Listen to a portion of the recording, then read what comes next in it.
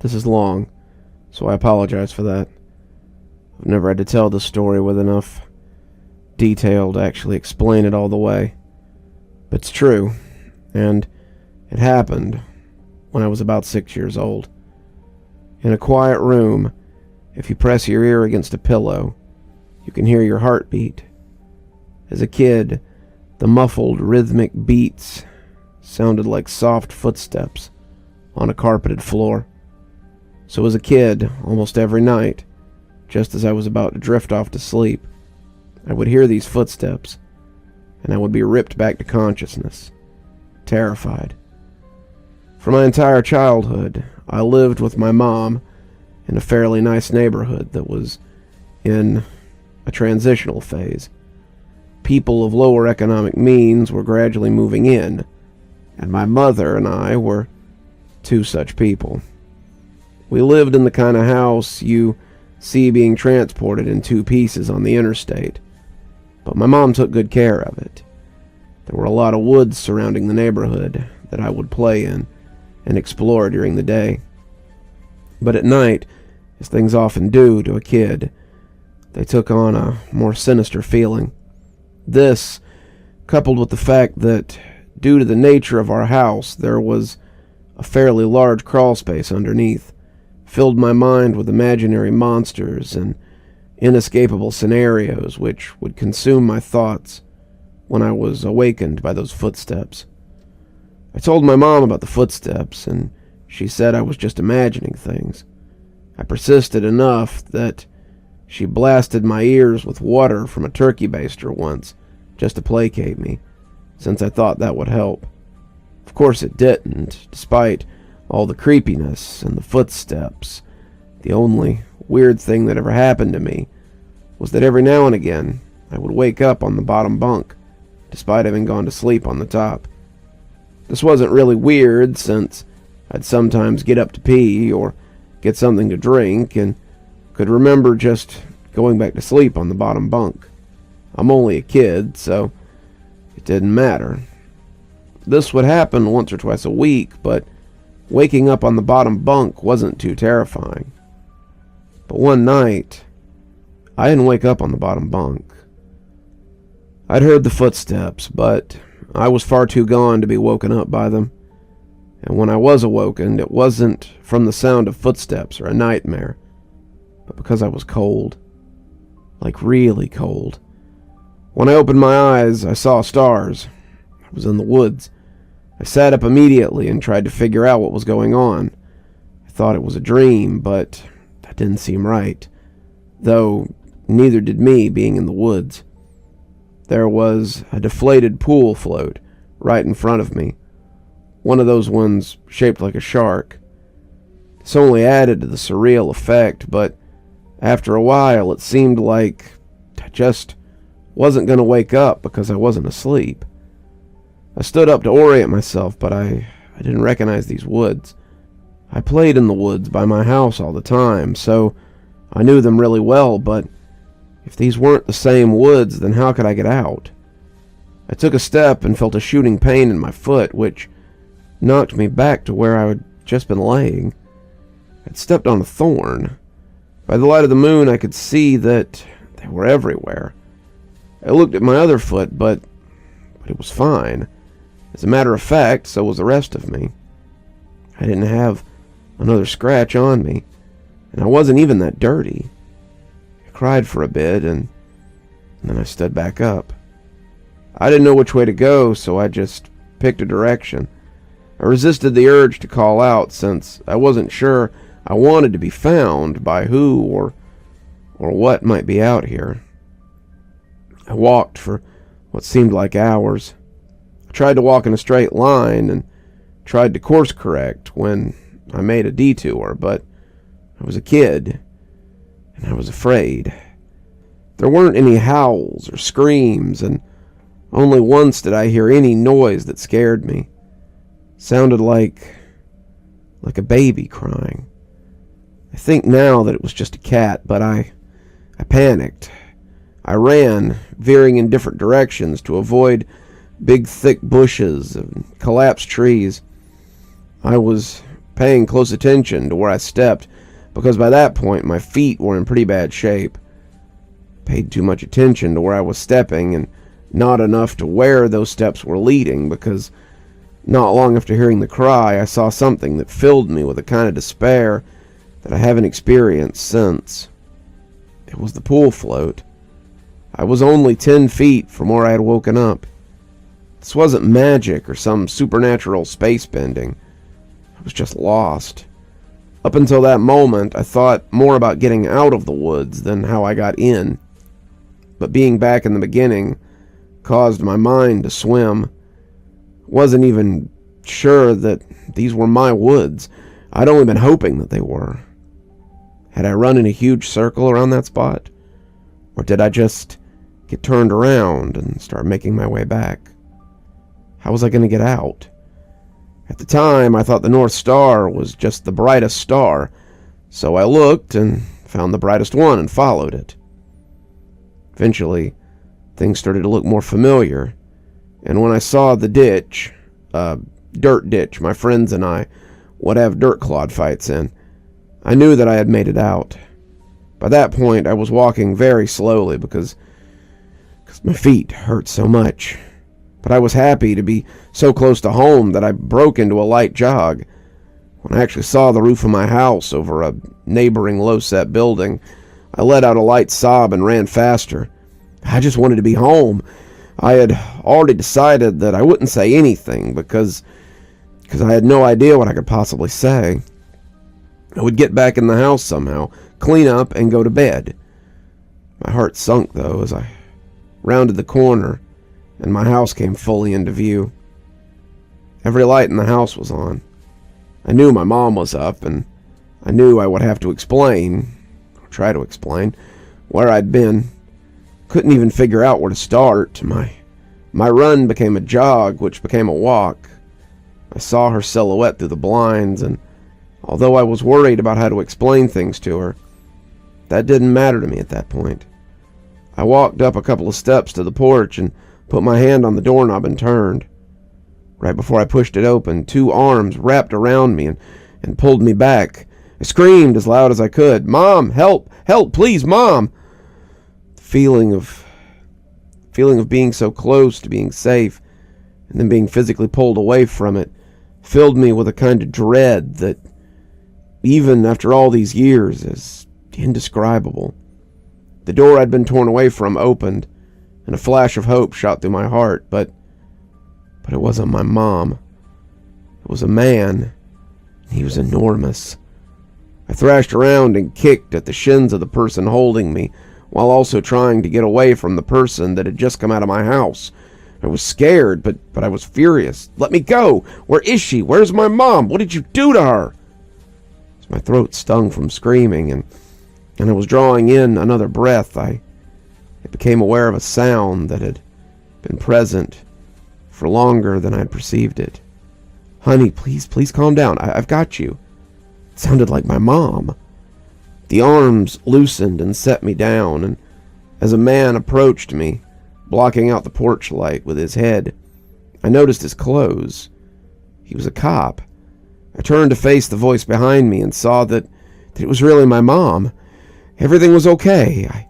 I began to cry, and the 3 of us went inside. "I'm so glad you're home, sweetie. I was worried I'd never see you again." By this point, she was crying too.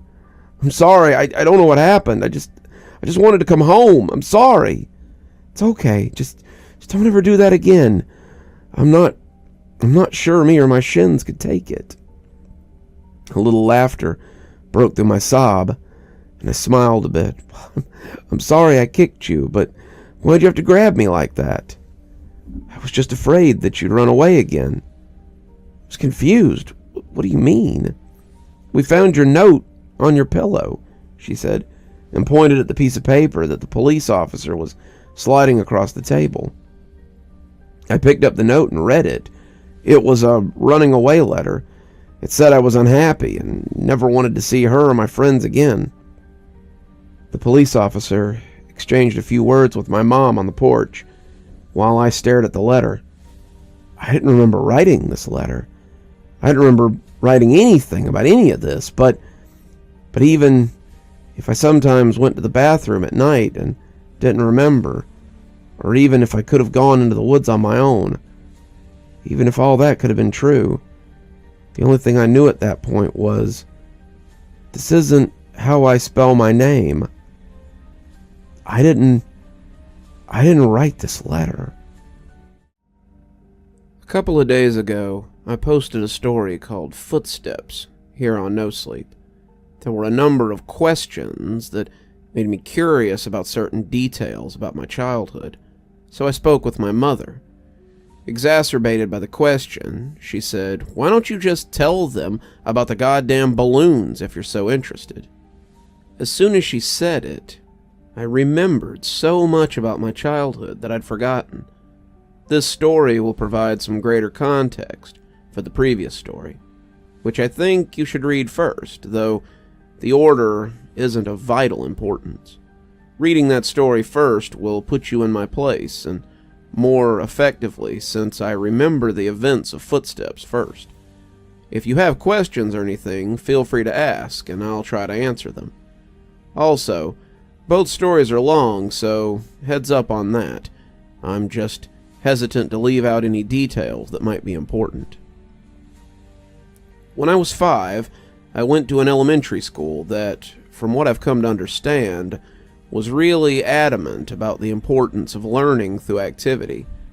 It was a part of a new program designed to allow children to rise at their own pace, and to facilitate this, the school encouraged teachers to come up with really inventive lesson plans. Each teacher was given the latitude to create his or her own theme, which would run the duration of the grade, and all the lessons in math, reading, etc. would be designed in the spirit of that theme. These themes were called groups. There was a space group, a sea group, an earth group, and the group I was in, community. In kindergarten in this country, you didn't learn much except how to tie your shoes and how to share, so most of it isn't very memorable. I only remember 2 things very clearly. I was the best at writing my name the right way, and the balloon project, which was really the hallmark of the community group, since it was a pretty clever way to show how a community functions at a really basic level. You've probably heard of this activity. One Friday, I remember it being Friday because I was excited about the project and it being the end of the week. Towards the beginning of the year, we walked into the classroom in the morning and saw that there were fully inflated balloons tied off, with strings taped to each desk. Sitting on each of our desks was a marker, a pen, and a piece of paper with an envelope. The project was to write on the paper, put it in the envelope, and attach it to the balloon, which we could draw pictures on, if we wanted. Most of the kids started fighting over the balloons because they wanted different colors, but I started on my note, which I had thought about. All the notes had to follow a loose structure, but we were allowed to be creative within those boundaries. My note was something like, "Hi, you found my balloon. My name is blank, and I attend blank elementary.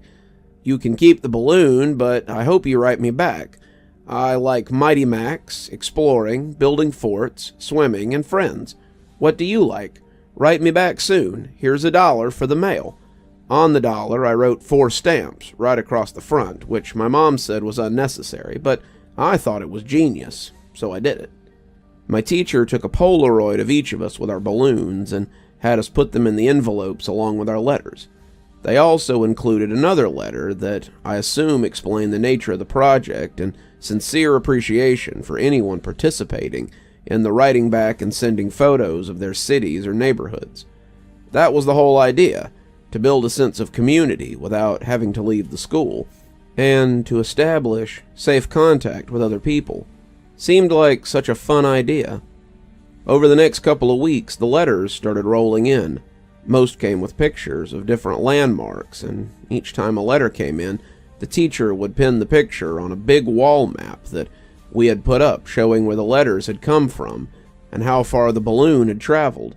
It was a really smart idea, because we actually looked forward to coming to school to see if we had gotten our letter. For the duration of the year, we had one day a week where we could write back to our pen pal, or another student's pen pal, in case our letter didn't come in yet. Mine was one of the last to arrive. When I came into the classroom, I looked at my desk and once again didn't see any letter waiting for me. But as I sat down, the teacher approached me and handed me an envelope. I must have looked so excited because I was about to open it, but she put a hand on mine to stop me and said, "Please don't be upset." I didn't understand what she meant. Why would I be upset now that my letter had come in? Initially, I was mystified that she would even know what was in the envelope, but now I realized that of course the teachers had screened the contents to make sure that there was nothing obscene. But all the same, how could I be disappointed? When I opened the envelope, I understood. There was no letter. The only thing in the envelope was a Polaroid, but I couldn't make out what it was. Looked like a patch of desert, but it was too blurry to decipher. It appeared as if the camera had been moved while the picture was being taken. There was no return address, so I couldn't even write back if I wanted to. I was crushed. The school year pressed on, and the letters had stopped coming for nearly all the other students.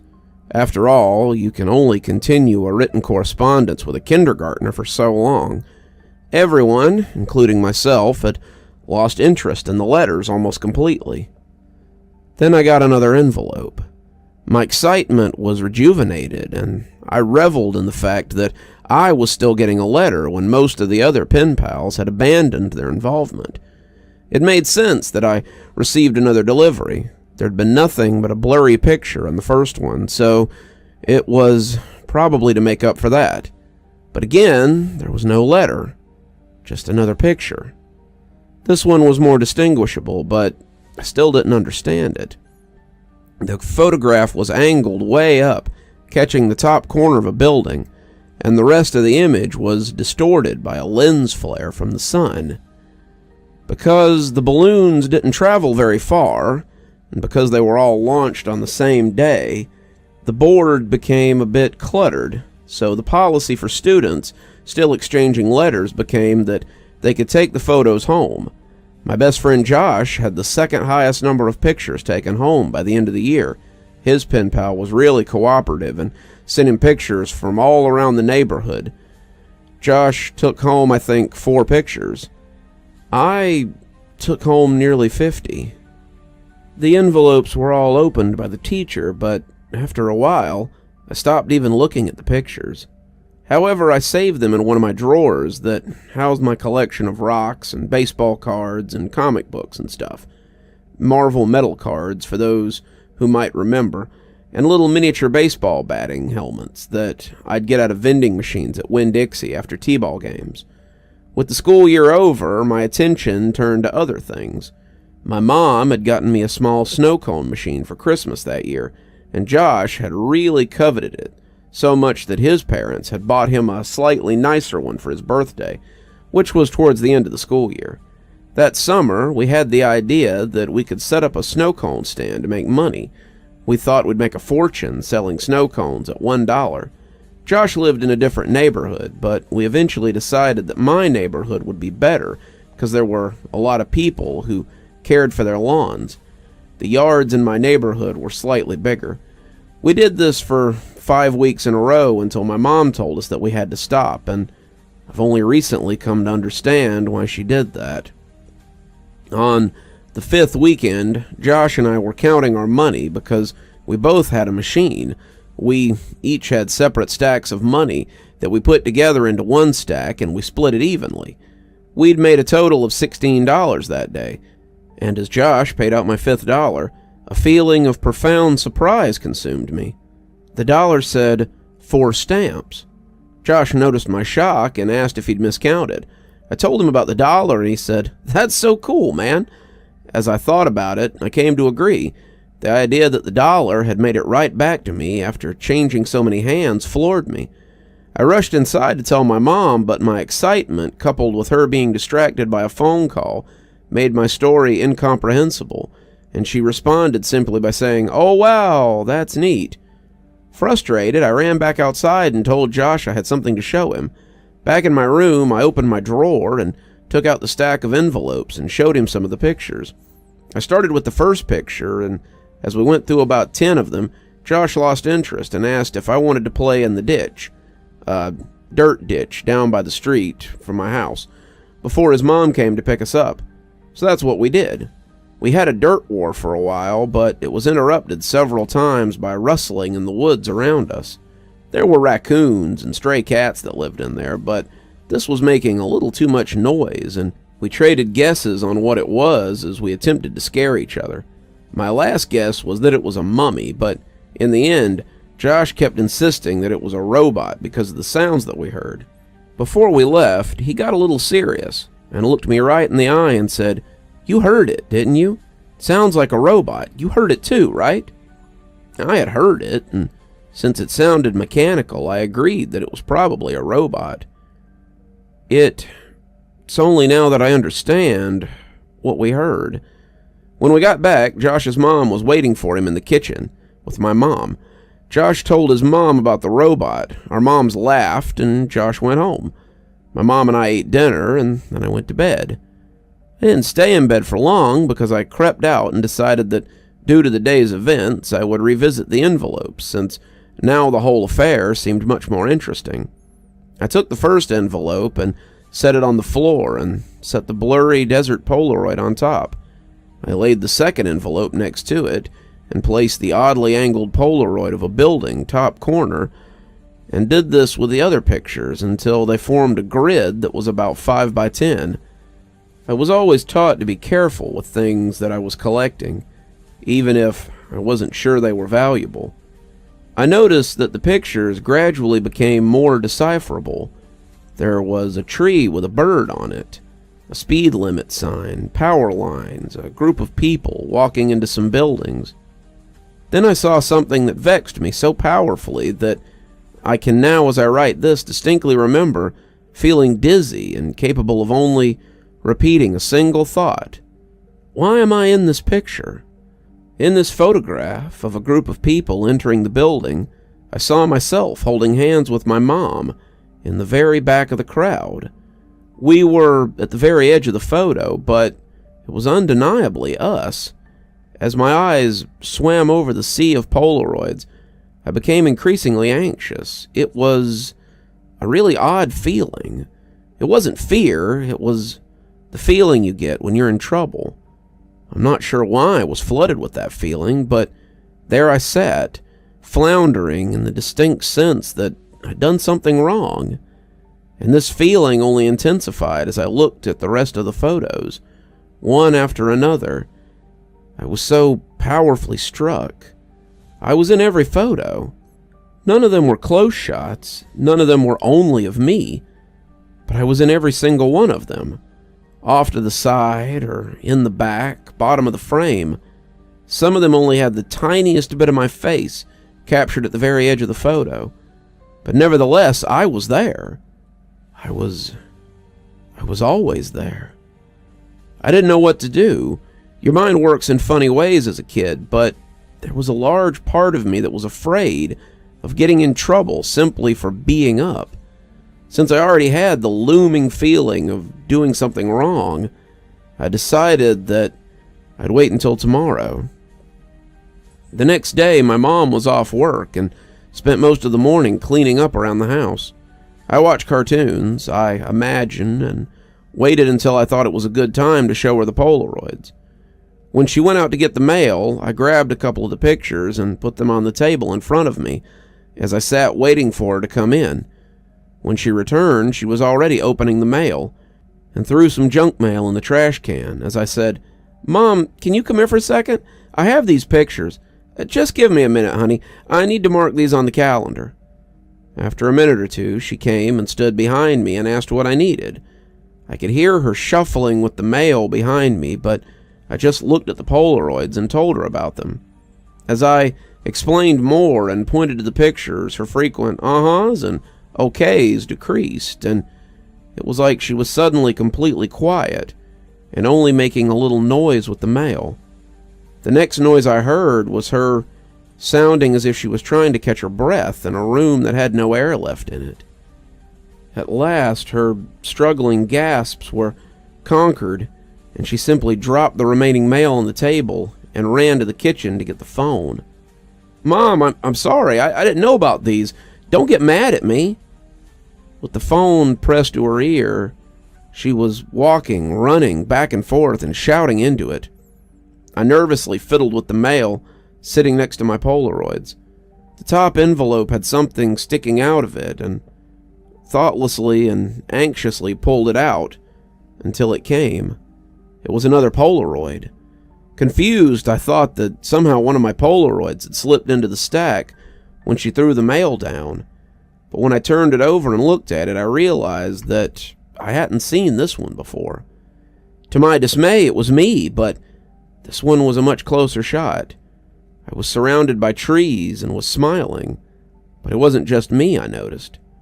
Josh was there too. This was from yesterday. I started yelling for my mom, who was still screaming into the phone. I repeatedly yelled for her until she finally responded, "What?" And I could only think to ask, "Who are you calling?" "I'm talking to the police, honey." "But why? I'm sorry. I didn't mean to do anything." She answered me with a response that I never understood until I was forced to revisit these events from the earliest years of my life. She grabbed the envelope off the table, and the picture of Josh and I spun and slid, landing next to the other Polaroids in front of me. She held the envelope up to my eye, but I could only look at her and watch as all the color began to drain out of her face. With tears welling up in her eyes, she said that she had to call the police because there was no postmark on the envelope.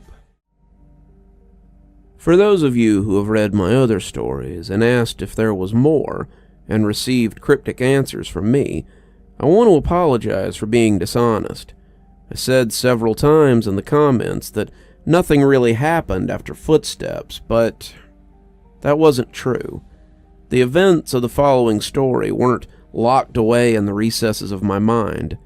I've always remembered them. It wasn't until I remembered balloons and spoke with my mother about the following events that I realized how intertwined this story was with everything else, but I originally hadn't really planned on sharing this with anyone. My desire to withhold this memory was due mostly to the fact that I didn't think I showed good judgment in it. I also wanted consent from another person to tell it, so as to not misinterpret what transpired. I didn't expect there to be a lot of interest in my other stories, so I never thought I'd really get pressed for more information, and I would have been happy to keep this to myself for the rest of my life. I haven't been able to reach the other party, but I would feel disingenuous withholding this story from those who wanted more information, now that I've spoken to my mother and another connecting line has been drawn. What follows is as accurate a recollection as I could manage. I apologize again for the length.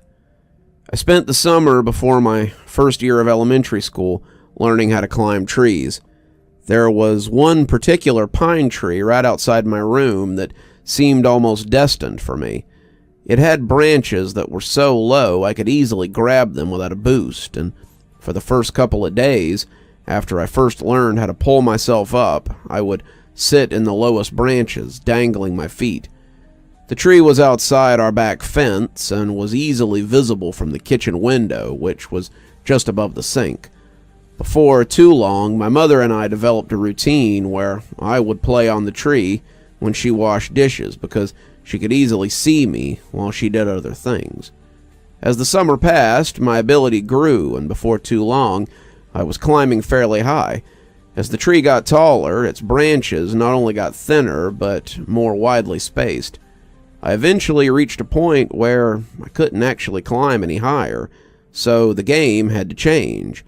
I began to concentrate on speed, and in the end, I would reach the highest branch in 25 seconds. I got too confident, and one afternoon I tried to step from one branch before I was firmly grasping the next one. I fell about 20 feet and broke my arm really badly in 2 places. My mom was running towards me, yelling, and I remember her sounding like she was underwater. I don't remember what she said, but I do remember being surprised by just how white my bone was. I was going to start kindergarten with a cast, and I wouldn't even have any friends to sign it. My mom must have felt terrible, because the day before I started school, she bought me a kitten. He was just a baby and was striped with tan and white. As soon as she put him down and he crawled into my empty case of soda that was sitting on the floor, I named him Boxes. Boxes was only an outside cat when he escaped. My mom had him declawed so he wouldn't destroy the furniture, so as a result, we did our best to keep him inside. He'd get out every now and again, and we'd find him somewhere in the backyard, chasing bugs or lizards or something, though he could hardly ever catch one because he had no front claws. He was pretty evasive, but we'd always catch him and carry him back inside.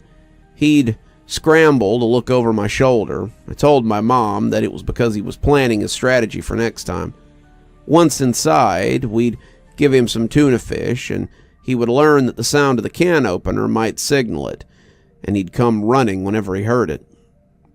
This conditioning came in handy later because towards the end of our time in that particular house, Boxes would get out more and more often and would run under the house into the crawl space, where neither of us wanted to follow because it was cramped and probably crawling with bugs and rodents. Ingeniously, my mom thought to hook the can opener to an extension cord out back and run it right outside the hole that Boxes had gone through. Eventually, he would emerge with this loud meow, looking excited by the sound and then horrified at how we could run such a cruel ruse on him. A can opener with no tuna made no sense to Boxes. The last time he escaped to the underside of the house was actually our last day in it. My mom had put the house on the market, and we had begun packing our things. We didn't have much, and we stretched the packing out for a while, though I had already packed up all my clothes at my mom's request. My mom could tell I was really sad about moving and wanted the transition to be smooth for me. And I guess she thought that having my clothes in boxes would reinforce the idea that we were moving, but things wouldn't change that much. When Boxes got out, as we were loading some things into the moving van, my mom cursed because she had already packed the can opener and wasn't sure where it was. I pretended to go look for it so I wouldn't have to go into the house, and my mom, probably completely aware of my little scam, moved one of the panels and crawled in. She came out with Boxes pretty quickly and seemed pretty unnerved, which made me feel even better about getting out of it. My mom made some phone calls while I packed a little more, and then she came into my room and told me that she had spoken to the realtor and we were going to start moving into the other house that day. She said it like it was excellent news, but I had thought we had more time in the house. She originally said we weren't moving until the end of next year, and it was only Tuesday. What's more, we weren't completely finished packing, but my mom said sometimes it was easier to replace things than pack them up and haul them all over the city. I didn't even get to grab the rest of my boxed clothes. I asked if I could call Josh and say goodbye, but she said that we should call him from our new house. Then we left in the moving van. I managed to stay in touch with Josh over the years, which is surprising since we were no longer at the same school. Our parents weren't close friends, but they knew that we were, so they would accommodate our desires to see each other by driving us back and forth for sleepovers sometimes, even most weekends.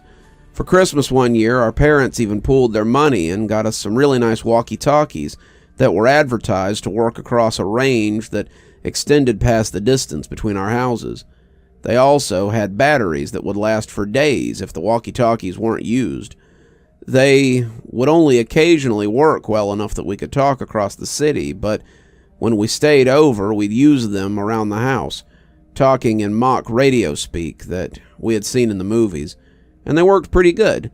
Thanks to our parents, we were still friends by the time we were 10. One weekend, I was staying over at Josh's, and my mom called me to say goodnight. She was still pretty watchful, even when she couldn't actually watch me, but I had gotten so used to it that I didn't even notice, even if Josh did. She sounded upset. Boxes was missing. This must have been a Saturday night, because I had spent the night at Josh's the previous night, and I was going to go home the next day because we had school on Monday. Boxes had been missing since Friday afternoon. I gathered, by what she had told me, that she hadn't seen him since returning home after dropping me off.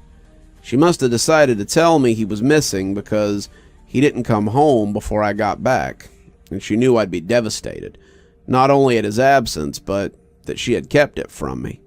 She told me not to worry. He'll come back. He always does. But Boxes didn't come back. 3 weeks later, I stayed at Josh's again. I was still upset about Boxes, but my mom told me that there had been many times when pets had disappeared from home for weeks or even months, only to return on their own. She said they always knew their way home, and that he would always try to get back. I was explaining this to Josh when a thought hit me so hard that I interrupted my own sentence to say it out loud. What if Boxes thought of the wrong home? Josh was confused. What? He lives with you. He knows where his home is. Yeah, but he grew up somewhere else, Josh. He was raised in my old house, a couple of neighborhoods away. Maybe he still thinks of that place as his home, like I do. Oh, I get it. Well, that'd be great. We'll tell my dad tomorrow, and he can take us over there so we can have a look. No, we won't, man. My mom said that we couldn't ever go back to that place because the new owners wouldn't want to be bothered. She said that she told your mom and dad the same thing. Josh persisted. Okay, then we'll go out exploring tomorrow and make our way to your old house. No, if we get spotted, your dad'll find out, and then so will my mom. We'll have to go by ourselves. We'll have to go there tonight. It didn't take that much convincing to get Josh on board, since he was usually the one to come up with the ideas like this. But we had never snuck out of his house before. It actually turned out to be pretty easy. The window in his room opened to the backyard, and he had a latched wooden fence that wasn't locked. After those 2 minor hurdles, we slipped off into the night, flashlights and walkie-talkies in hand. There were 2 ways to get to Josh's house from my old house. We could walk on the street and make all the turns and go through the woods, which would take about half the time. It would have taken about 2 hours to walk there, taking the street, but I suggested that we go that way anyway. I told him it was because I didn't want to get lost. Josh refused and said that if we were seen, then they might recognize him and tell his dad. He threatened to go home if we didn't take the shortcut, and I accepted it because I didn't want to go by myself. Josh didn't know about the last time I walked through those woods at night. The woods were much less creepy with a friend and a flashlight, and we were making pretty good time. I wasn't entirely sure where we were going, but Josh seemed confident enough that it bolstered my morale. We passed through a particularly thick patch of tangled trees when the strap on my walkie-talkie got caught on a branch. Josh had the flashlight, and so I was struggling to get the walkie-talkie when I heard him say, "Hey man, want to go for a swim?" I looked over to where he was shining the flashlight, though I closed my eyes as I did because I now knew where we were. He was pointing at the pool float. This was where I'd woken up in those woods all those years ago. I felt a lump in my throat and the sting of fresh tears in my eyes as I continued to struggle with the walkie. Frustrated, I yanked on it hard enough to break it free as I turned and walked to Josh, who had partially laid down on the pool float in a mock sunbathing pose. As I walked towards him, I stumbled and nearly fell into a fairly large hole that was sitting in the middle of the small clearing. But I regained my balance and stopped right at the edge. It was deep. I was surprised by the size of the hole, but more surprised by the fact that I didn't remember it. I realized it must not have been there that night because it was in the same spot where I'd woken up. I put it out of my mind and turned to Josh. "Quit messing around, man. You saw I was stuck over there and you were just laying here joking around on this float." I punctuated the sentence with a kick to an exposed part of the float. A screeching rose from it. Josh's smile inverted, and he suddenly looked terrified and was struggling to get off the float, but he couldn't quite manage due to the awkward way he'd been laying on it. Each time he would fall back on the float, the screeching would intensify. I wanted to help Josh, but I couldn't move myself any closer. My legs wouldn't cooperate. I hated these woods. I picked up the flashlight that he had thrown as he thrashed around and shone it on the float, not knowing what to expect. Finally, Josh got off the float and rushed next to me, looking at where I was shining the light. There it was. It was a rat. I started laughing nervously, and we both walked and ran into the woods, taking the screeching with us. Josh lightly punched me in the arm, the smile slowly returning to his face, and we continued walking. We quickened our pace and made it out of the woods faster than we thought we would, and we found ourselves back in my old neighborhood. The last time I'd rounded the bend ahead, I had seen my house fully illuminated, and all the memories of what had transpired came flooding back. I felt a skipping in my heart as we were finally turning the corner and about to face the full view of my house, remembering the last time how incandescent it was. But this time all the lights were off. From a distance I could see my old climbing tree, and as my mind backtracked the memories, I realized that I wouldn't be back here this night if that tree hadn't grown, and I was briefly in awe of how all the events were like that. As we got closer, I could see that the lawn looked terrible. I couldn't even guess when it had last been mowed. One of the shutters had partially broken loose and was rocking back and forth in the breeze. And overall, the house just looked dirty. I was sad to see my old home in such a state of disrepair. Why would my mom care if we bothered the new owner if they cared so little about where they lived? Then I realized it. There was no new owner. The house was abandoned, though it looked simply forsaken. Why would my mom lie to me about our new house having new people in it? But I thought that this was actually a good thing. It'd be easier to look around for boxes if we didn't have to worry about being spotted by the new family. This would make it much quicker. Josh interrupted my thoughts as we walked through the gate and up to the house itself. "Your old house sucks, dude," Josh yelled as quietly as he could. "Shut up, Josh. Even like this, it's still nicer than yours." "Hey, man. Okay. I think boxes is probably under the house. One of us has to go under and look, but the other should stay next to the opening in case he comes running out." "Are you serious? There's no way I'm going under there. It's your cat, man. You do it." "Look, I'll game you for it, unless you're too scared," I said, holding my fist over my upturned hand. "Fine, but we go on shoot, not on 3. It's rock, paper, scissors, shoot, not 1, 2, 3. "I know how to play the game, Josh. You're the one who's always messing it up, and it's 2 out of 3. I lost, though. I wiggled loose the panel that my mom would always move when she had to crawl under the house for boxes. She only had to do it a couple of times since we had the can opener trick, but when she had to do it, she hated it, especially that last time. And as I looked into the darkness of the crawl space, I had a greater appreciation for why. Before we moved, she said it was actually better that boxes ran under here, despite how hard it would be to get him out. It was less dangerous than him jumping over the fence and running around the neighborhood. All that was true, but I was still dreading going under there. I grabbed the flashlight and the walkie-talkie and began to crawl in, a powerful smell overtaking me. It smelled like death. I turned on my walkie. "Josh, are you there? This is Macho Man. Come back. Josh, cut it out. Something wrong down here." "What do you mean?" "It stinks. It smells like something died." "Is it boxes?" "I really hope not." I set down the walkie and moved the flashlight around as I crawled forward. Looking through the hole from the outside, you could see all the way back with the light, but you had to be inside to see from the support blocks that held the house up. I'd say that there was about 40% of area that you couldn't see unless you were actually in the crawl space, but Even inside, I discovered that I could only see directly where the flashlight was pointing.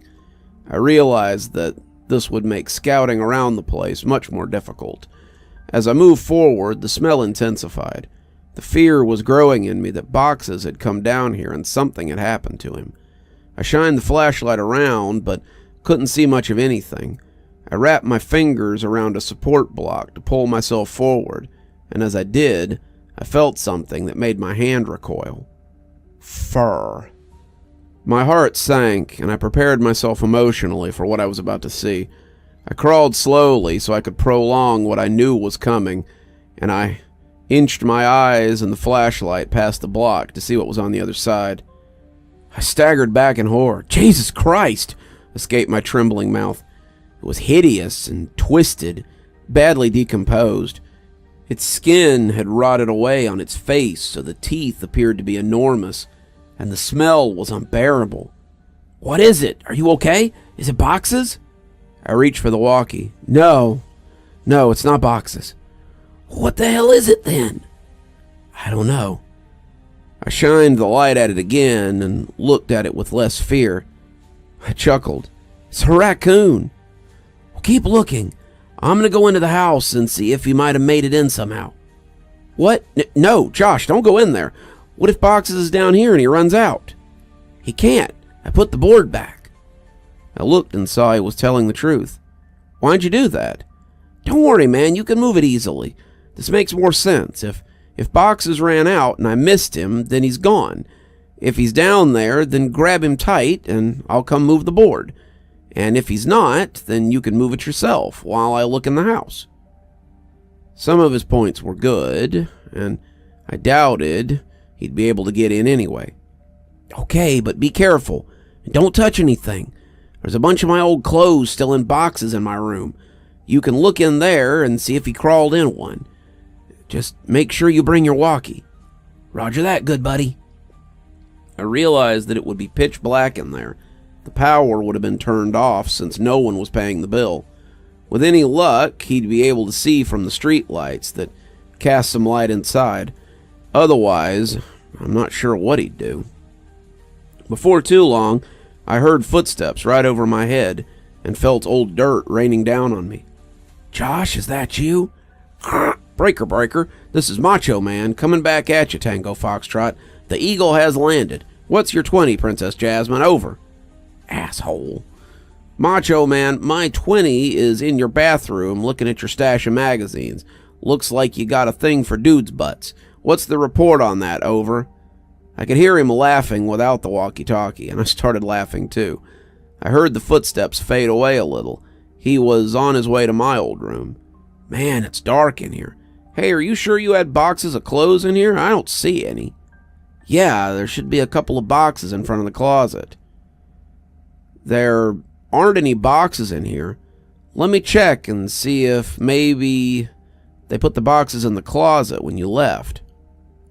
I started thinking that maybe my mom had come back and gotten the clothes and just given them away because I'd outgrown them. But I remembered leaving boxes in there. I didn't even have time to close the last one before we left. While I was waiting for Josh to tell me what he'd found, I kicked out my leg, which was starting to fall asleep because of the position I was in, and it hit something. I looked back and saw something really strange. It was a blanket, and all around it were bowls. I crawled a little closer to it. The blanket smelled moldy, and most of the bowls were empty, but one had something in it that I recognized. Cat food. It was a different kind than we gave boxes, but I suddenly understood. My mom had set up a little place for boxes to encourage him to come down here instead of running around the neighborhood. That made a lot of sense, and it seemed even more likely that boxes would come back to this place. That's pretty cool, Mom, I thought. I found your clothes. Oh, cool. Where were the boxes? Like I said, there are no boxes. Your clothes are in the closet. They're hanging up. I felt a chill. That was impossible.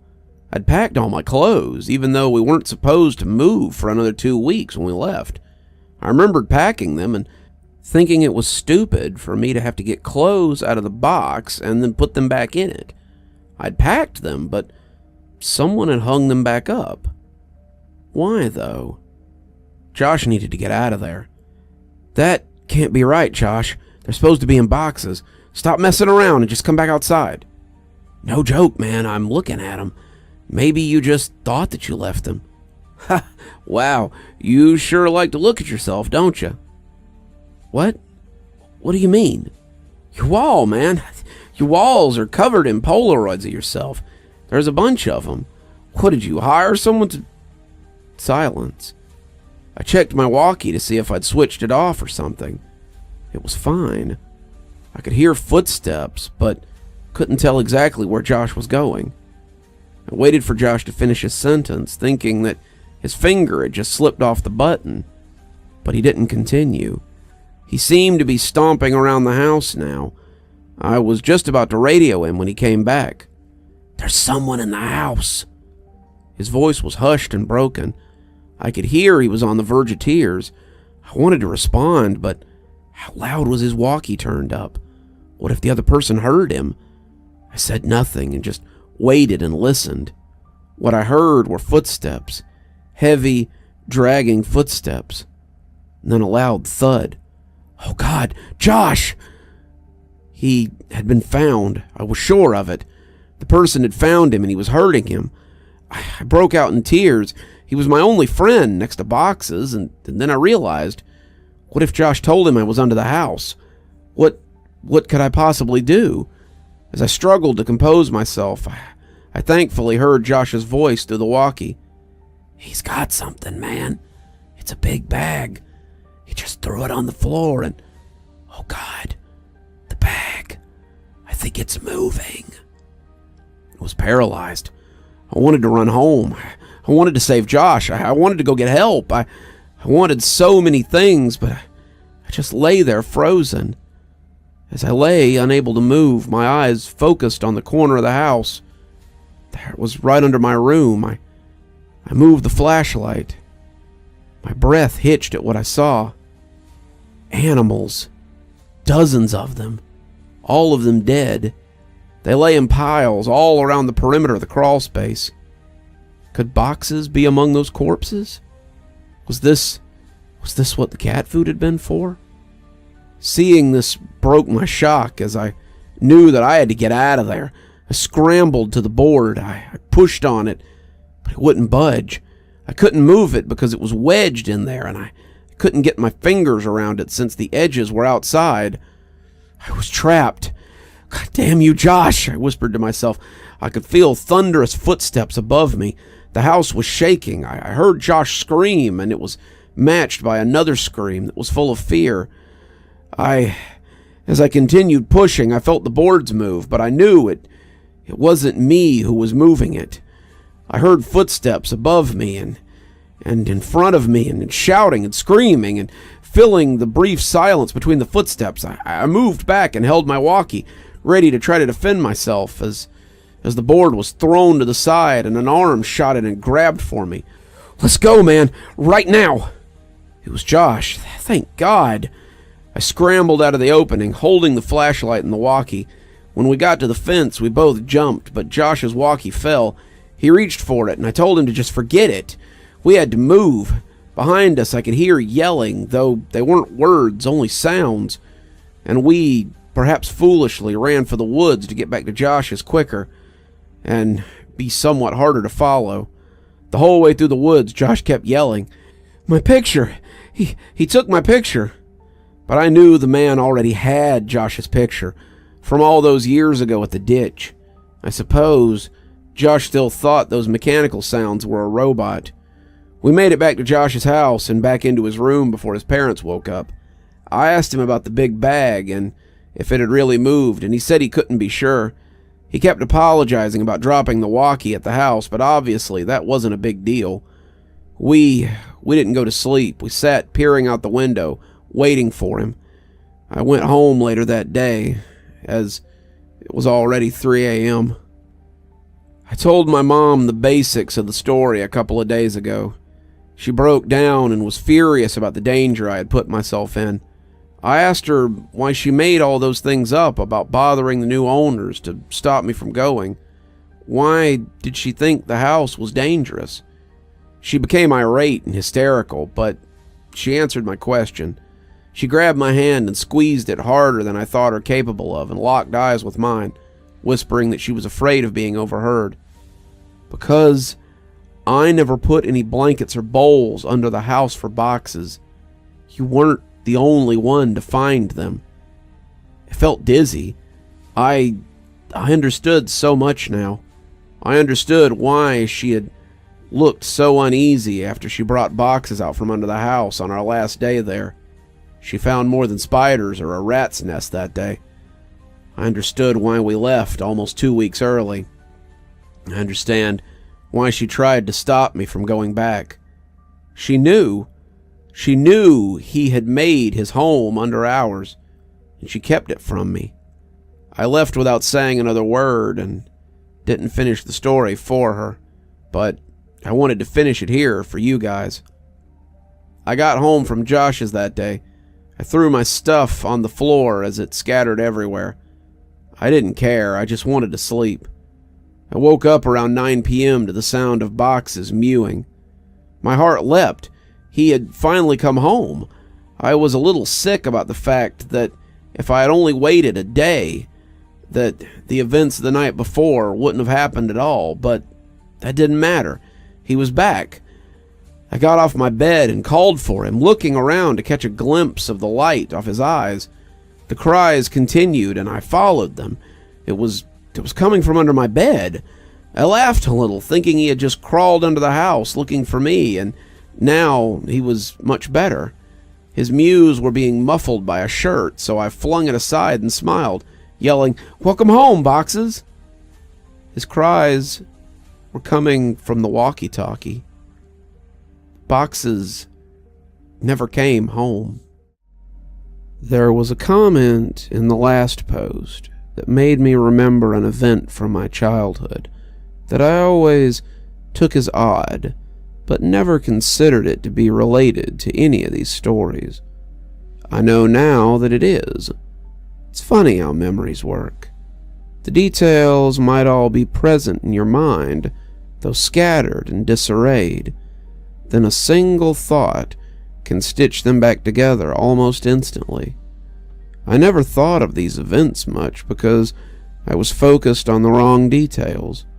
I went back to my mother's home and went through my old childhood schoolwork, looking for something that I think is important. I couldn't find it, but I'll keep looking. Again, sorry for the length. Most old cities, and the neighborhoods in them, weren't planned with the thought that the population would begin to grow exponentially, and it would have to be accommodated. The layout of the roads is generally originally in response to geographical restrictions and the necessity of connecting points of economic importance.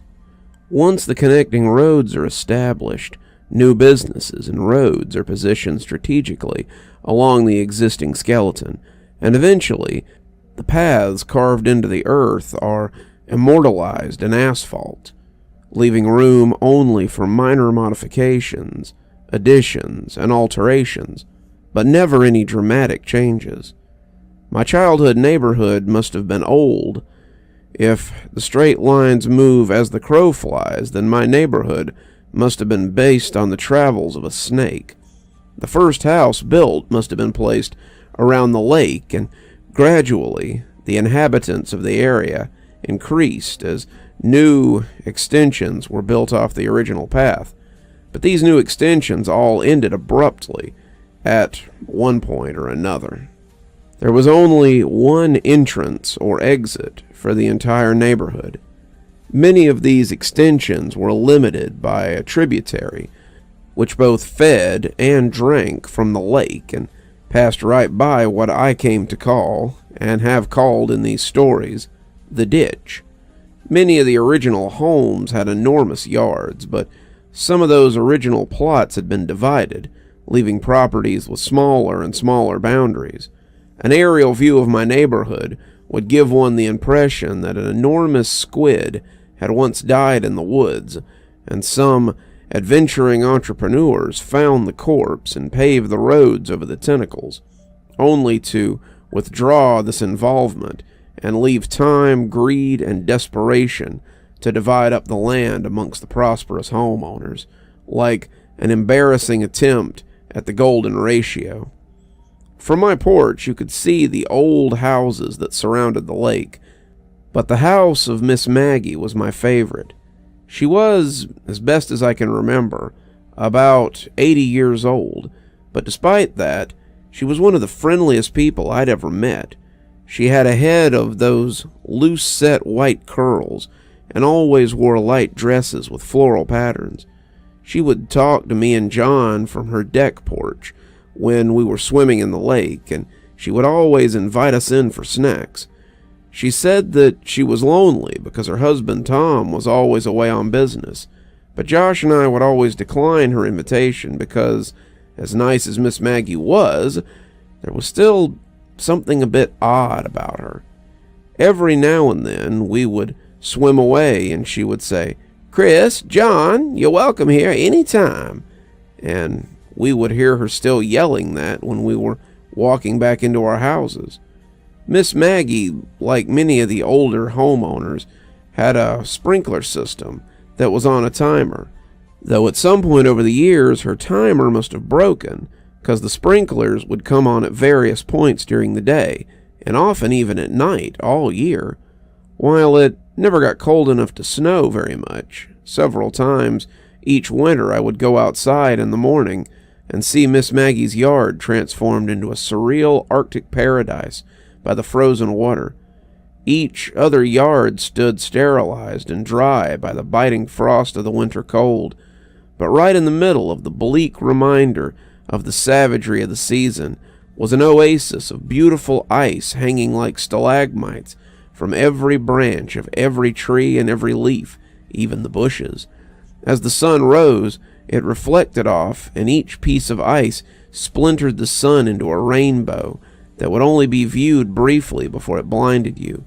Even as a child, I was struck by how beautiful it was, and often Josh and I would go over there and walk on the iced grass and have sword fights with the icicles.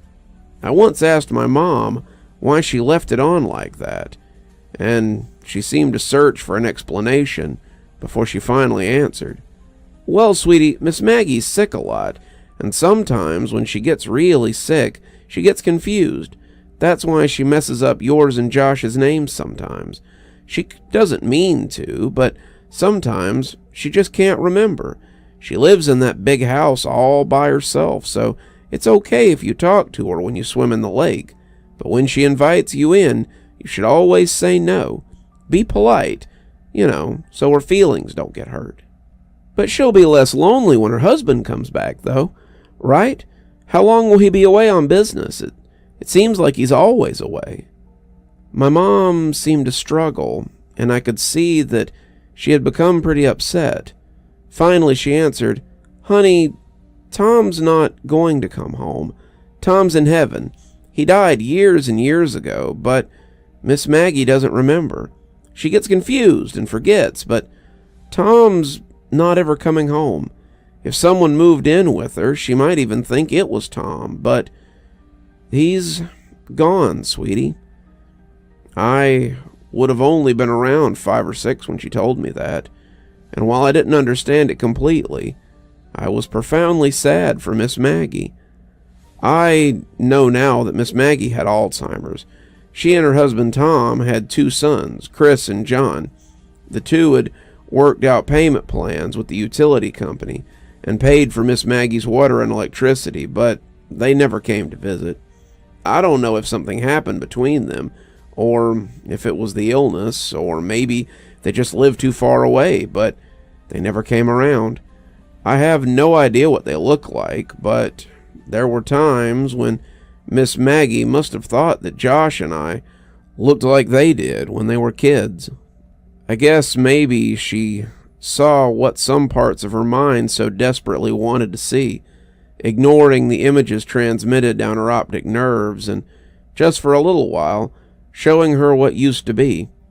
I realize only now how lonely she must have been. Anyway, during the summer after kindergarten, before the events of balloons, Josh and I had taken to exploring the woods near my house, as well as the tributaries and the lake. We knew that the woods between our houses were connected, and we thought it would be neat if the lake near my house was somehow connected to the creek around his. So we resolved to find out. We were going to make a map. The plan was to make 2 separate maps and then combine them. We would make one map exploring the area around the creek near Josh's house, and make another following the outflow from my lake. Originally, we were going to make one map, but we realized that it wasn't possible since I had started drawing the map of my area so huge that the route to his house wouldn't really be to scale.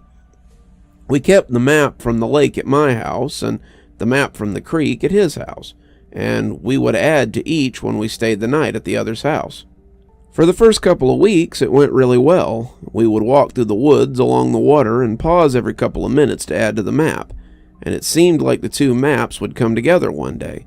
We had no equipment needed for this job, not even a compass, but we tried to make do.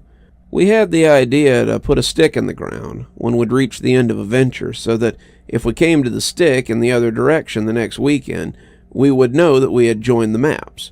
We might have been the world's worst cartographers. Eventually, however, the woods became too thick near the water coming from the lake, and we were unable to proceed any further. We lost interest in the whole project after a bit, and reduced our explorations significantly, though not completely, when we started selling snow cones. After I showed my mom all the pictures that I'd taken home from school, and she took away my snow cone machine, our interest in the maps kind of had a revitalization. We had to come up with another plan, although I didn't understand why.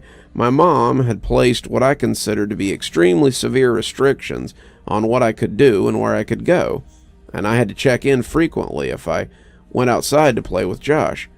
This meant that we couldn't stay in the woods for hours and continue to look for a new path. We thought that we could just swim when we got to the cutoff in the woods, but that clearly wouldn't work since the map would get wet. We tried going faster when we were coming from Josh's house, but we eventually ran into the same problem. Then we had a brilliant idea. We would build a raft. Due to the construction in the neighborhood, there was a lot of scrap building materials that the company would set in the ditch to keep it out of the road and off the site since they no longer needed it for building. We originally conceived of a formidable ship, complete with a mast and an anchor, but that quickly diminished into something more manageable. We set aside the wood and took several large pieces of styrofoam that were backed with foam board and tied them together with ropes and kite string. We launched our vessel a little down from Miss Maggie's and waved a farewell to her as she motioned to us to come her way, but there was no stopping now. The raft worked pretty well, and while we both behaved and spoke as if the functionality of the raft was a given, I knew at least it was a little surprising. We each had a fairly long tree branch to use as a paddle, but we found it was easier to simply push against the land under the water than to actually use them as intended. When the water became too deep, we'd simply lie on our stomachs and use our hands to paddle the water, which still worked, albeit less well. The first time we had to resort to that method of propulsion, I remember thinking that, from above, it must look like a colossal fat man with tiny arms coming out for a swim.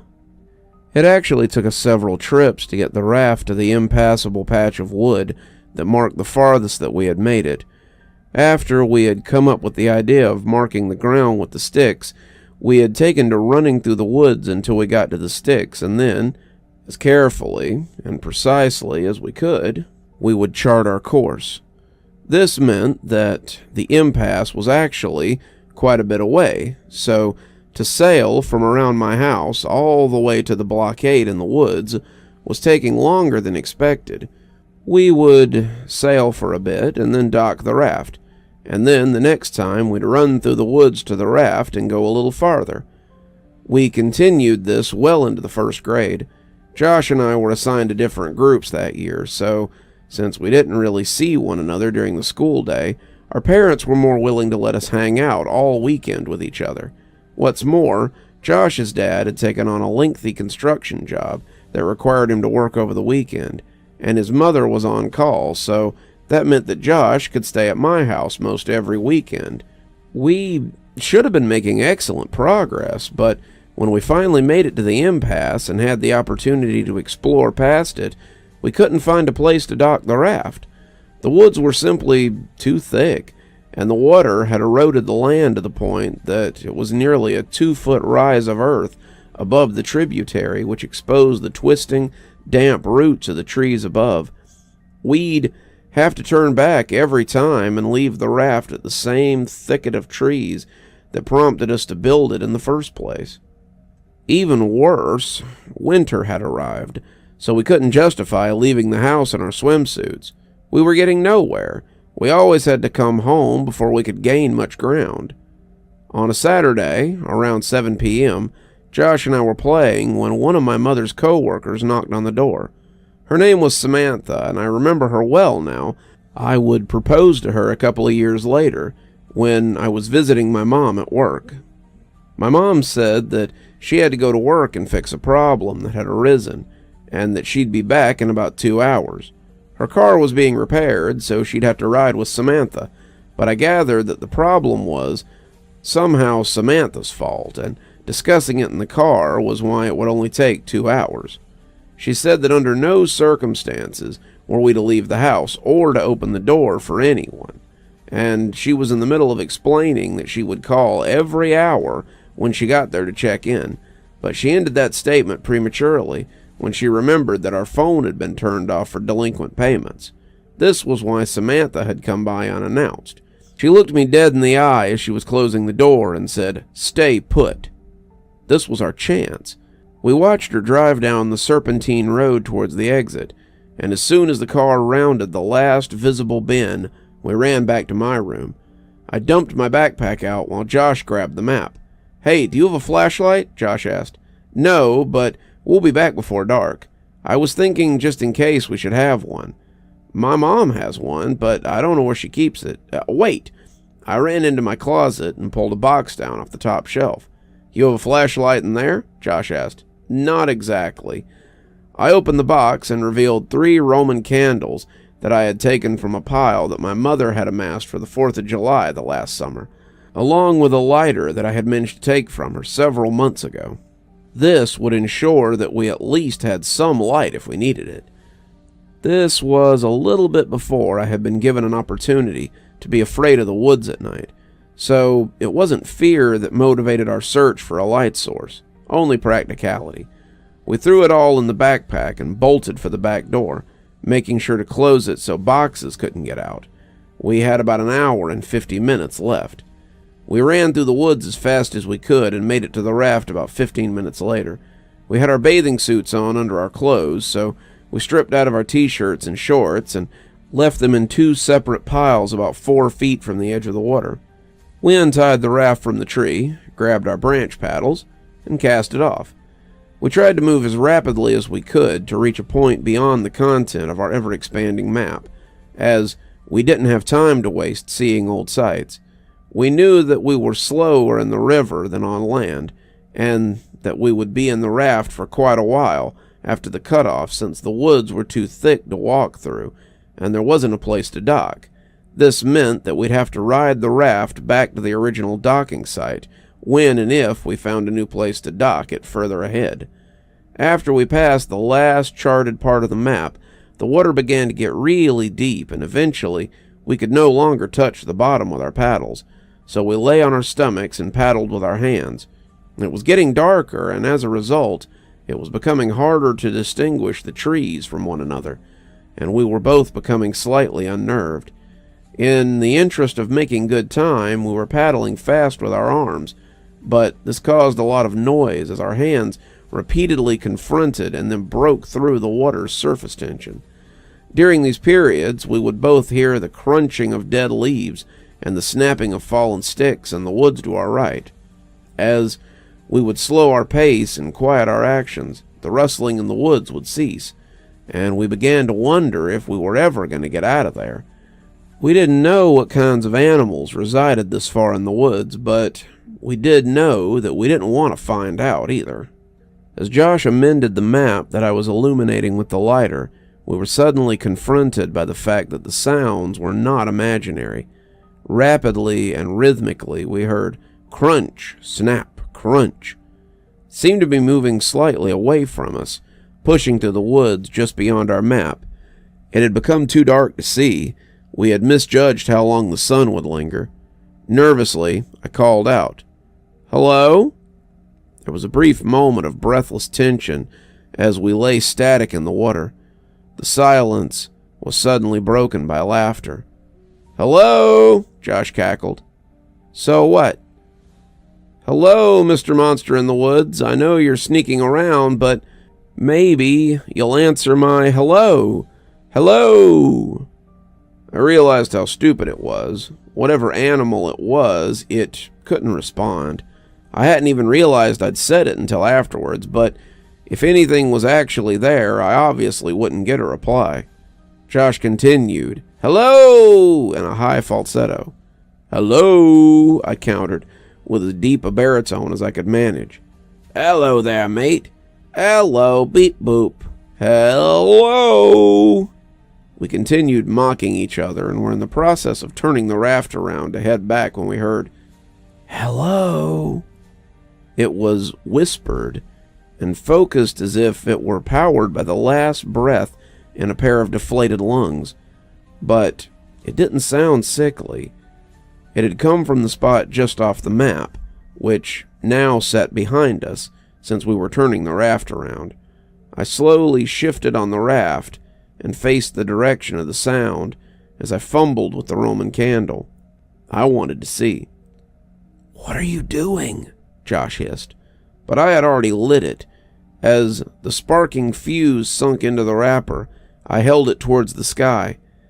I had never actually shot one of these myself, and I thought to just use it like a flare in the movies. A glowing green orb rocketed out towards the stars and then quickly extinguished. I lowered my arm towards the horizon.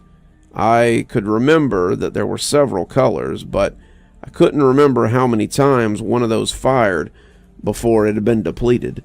A second ball of red light burst out and fizzled across the trees, but I still saw nothing. "Let's get out of here, man," Josh pressed, as he turned his face in the direction back home and began paddling again. "Just one more." Lowering my arm directly at the woods in front of me, another red ball of fire was launched from the tube. It traveled straight ahead until it collided with a tree, briefly exploding the light in a much greater diameter. Still nothing. I dropped the firework into the water and watched as one more struggling fireball burst free, only to quickly die, suffocated beneath the water. As we began paddling in the direction towards my house, we heard a loud and unconcealed rustle in the woods. The breaking of branches and the trampling of fallen leaves overpowered the sound of our splashing. It was running. In our panic, we jostled the raft too violently, and I felt one of the ropes under my chest loosen. "Josh, be careful!" But it was too late. Our raft was breaking. Before too long, it had completely fallen apart. We each held on to a separate piece of styrofoam, but the pieces weren't big enough to keep us completely afloat, and our legs dangled into the winter water. "Josh, quick!" I yelled, as I pointed at the water right next to him. He scrambled, but it was too cold to move quickly, and we both watched as the map floated away. "I'm cold, man," Josh shuddered dejectedly. "Let's get out of the water." We approached the shore, but each time we attempted to pull ourselves out, we'd hear the frantic rustling thundering towards us from the woods. Eventually, we were too cold and weak to even try anymore. Steadily, we kicked our legs and found ourselves nearing the dock site. We toppled off the debris and tried to pull it onto land, but Josh's piece slipped away and floated in the direction of the lake. We took off our swimming suits and were desperate to get into our dry clothes to shield us from the biting chill in the air. I slid my shorts on, but there was something wrong. I turned to Josh. "Where's my shirt?" He shrugged and suggested maybe it got knocked into the water and floated into the lake. I told Josh to go back to my house and to just say that we were playing hide and seek if my mom was home. I had to try to find my shirt. I ran behind the houses and peered out over the water and scooted along the shoreline. It occurred to me that with any luck, maybe I could find the map, too. I was moving pretty fast because I needed to get home, and I was about to give up when my concentration was interrupted by a sound coming from just behind me. "Hello?" I whipped around. It was Miss Maggie. I had never seen her at night before, and in the poor light, she looked extremely frail. The usual warmth that wrapped her manner seemed to have been snuffed out by the chill. I couldn't remember ever seeing her without a smile, and her face looked strange. "Hello, Miss Maggie." "Oh, hello, Chris." The warmth and the smile had returned to her, even if her memories had not. "I couldn't see if it was you in the dark there." Jokingly, I asked her if she was going to invite me in for a snack, but she said maybe another time.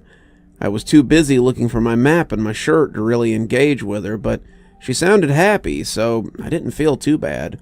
She said a couple of other things, but I was too distracted to pay attention. I said goodnight and ran down her driveway towards my house. Behind me, I could hear her walking across the frozen yard, but I didn't turn around to wave. I had to get home. I made it home a couple of minutes before my mom did, and by the time she came in, Josh and I were already changed and warming up. We'd gotten away with it, even though we'd lost the map. "Couldn't find it?" "Nah, but I saw Miss Maggie. She called me Chris again. I'm telling you, dude, just be glad that you've never seen her at night." We both laughed, and he asked if she had invited me in for snacks, joking that the snacks must be terrible since she couldn't give them away. I told him that she didn't, and he was surprised, and now that I had time to think about it, I was too. Literally every time we had seen her, she'd invited us in for snacks, and here I had, albeit sarcastically, invited myself, and she'd said no. As Josh and I talked more about Miss Maggie, I suddenly realized that the lighter might still be in my pocket, and that it might be a disaster if my mom had found it. I grabbed the shorts off the floor and patted the pocket. I felt something, but it wasn't a lighter. From my back pocket, I slid out a folded piece of paper, and my heart leapt. The map, I thought, but I watched it float away. As I unfolded the paper, my stomach turned as I tried to understand what I was seeing. Drawn on the paper, inside of a large oval, were two stick figures holding hands. One was much larger than the other, but neither had faces. The paper was torn, so a part of it was missing, and there were numbers written near the top right corner. It was either a 15 or a 16. Nervously, I handed it to Josh and asked him if he had put it in my pocket at some point. He scoffed at the idea and asked why I was so upset. I pointed towards the smaller figure and what was written next to it. It had my initials. I shook it off and told Josh the rest of the conversation between Miss Maggie and I. I had always attributed the odd exchange to her being sick until revisiting the events in my mind years later. As I think about it now, the feeling of profound sadness for Miss Maggie returned, but it was augmented by a looming feeling of despair when I think about why she said maybe another time. I knew what she had said, but I didn't understand what it might have meant that night.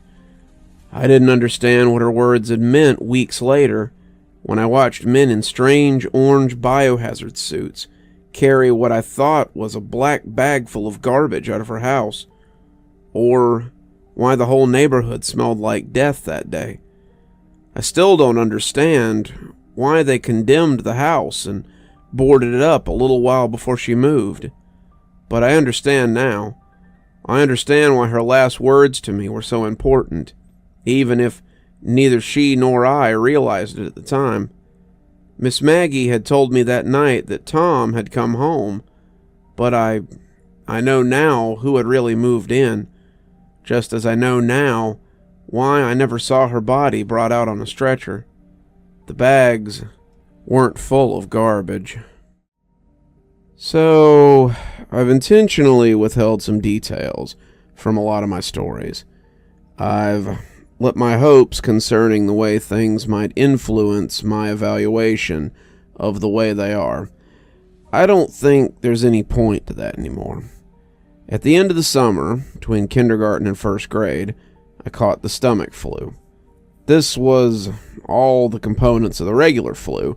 However, with the stomach flu, you throw up in a bucket and not the toilet because you're sitting on it, the sickness getting purged from both ends.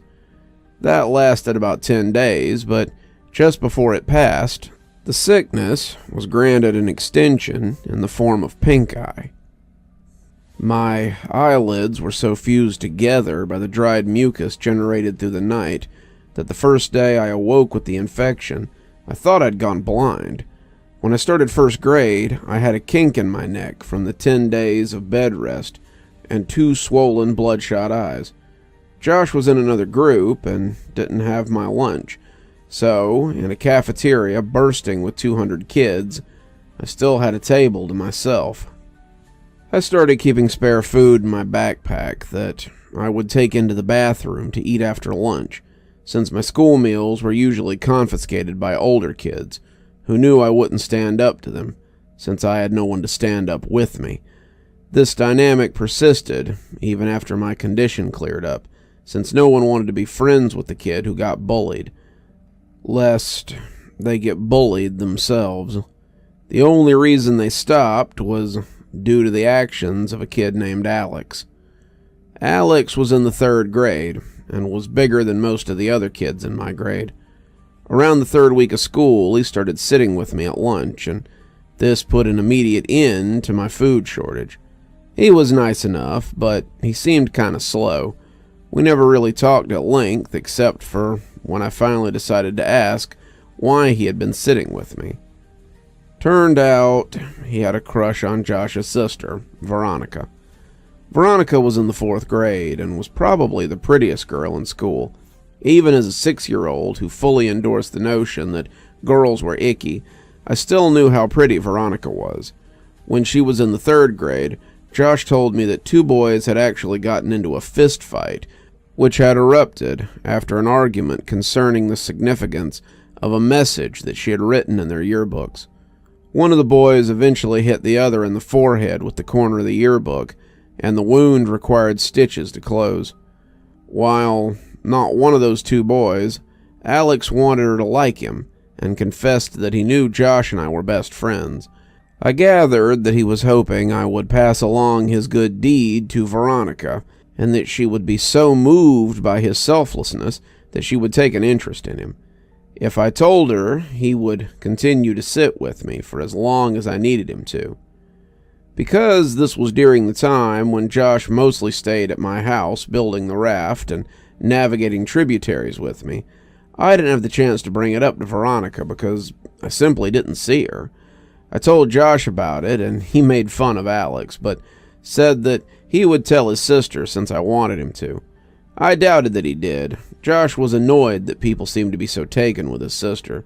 I remembered him calling her an ugly crow. I never said anything to Josh, but I remember wanting to say, even then, that she was pretty and that one day she would probably be beautiful. I was right. When I was 15, I was seeing a movie at a place my friend and I had come to call the Dirt Theater. It was probably nice at some point, but time had neglected and weathered the place severely. The theater was mostly tables and chairs on floor level, so when the theater was full, there were very few places you could sit and see the whole screen. The theater was still open, I imagine, for 3 reasons. 1, it was cheap to see a movie there. 2, they showed a different cult movie twice a month at midnight. And 3, they sold beer to underage kids during the midnight showings. I went for the first 2, and that night they were showing Scanners by David Cronenberg for $1. My friends and I were sitting in the back. I wanted to sit closer to the front for a better view, but Ryan had driven us, so I relented. A couple of minutes before the movie started, a group of girls walked in. They were all pretty attractive, but whatever beauty they might have had was eclipsed by the girl with the dirty blonde hair. As she turned to move her seat, I caught a full glimpse of her face, and the feeling of butterflies in my stomach was intense. Turned out, it was Veronica. I hadn't seen her in a long time. Josh and I had saw progressively less of one another after we snuck out to the old house that night when we were 10, and usually when I'd visited him, she'd been out with friends. While everyone stared at the screen, I stared at Veronica, only looking away when that feeling that I was being a creep overcame me. But that feeling would quickly subside, and my eyes would return to her. She really was beautiful, just like I had thought she would be when I was a kid. When the credits started to roll, my friends got up and left.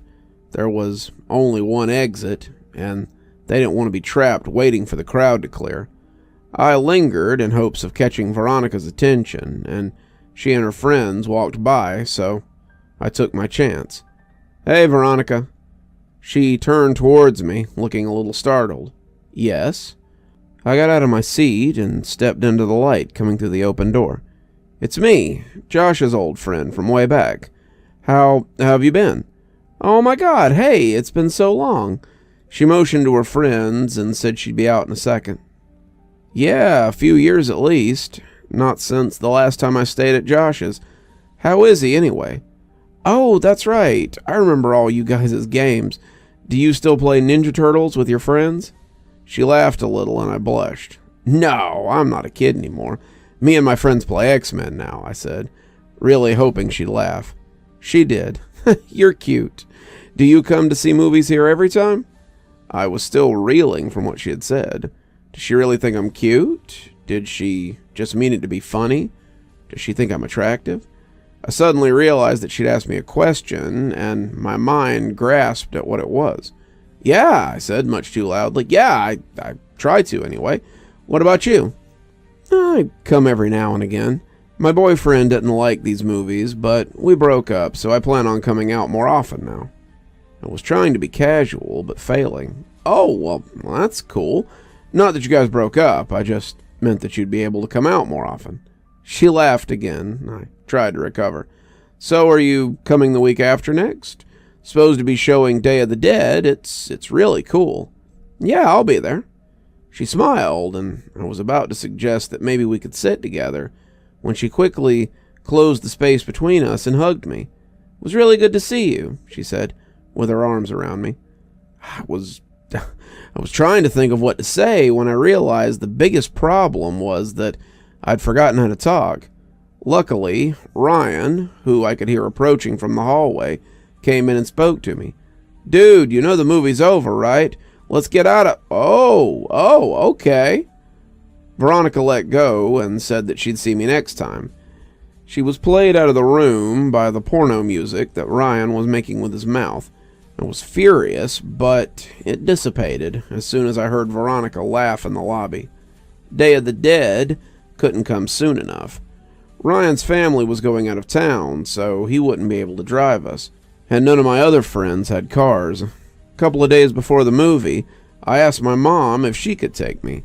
She responded almost immediately by denying my request, but I persisted, and she picked up on the desperation in my voice.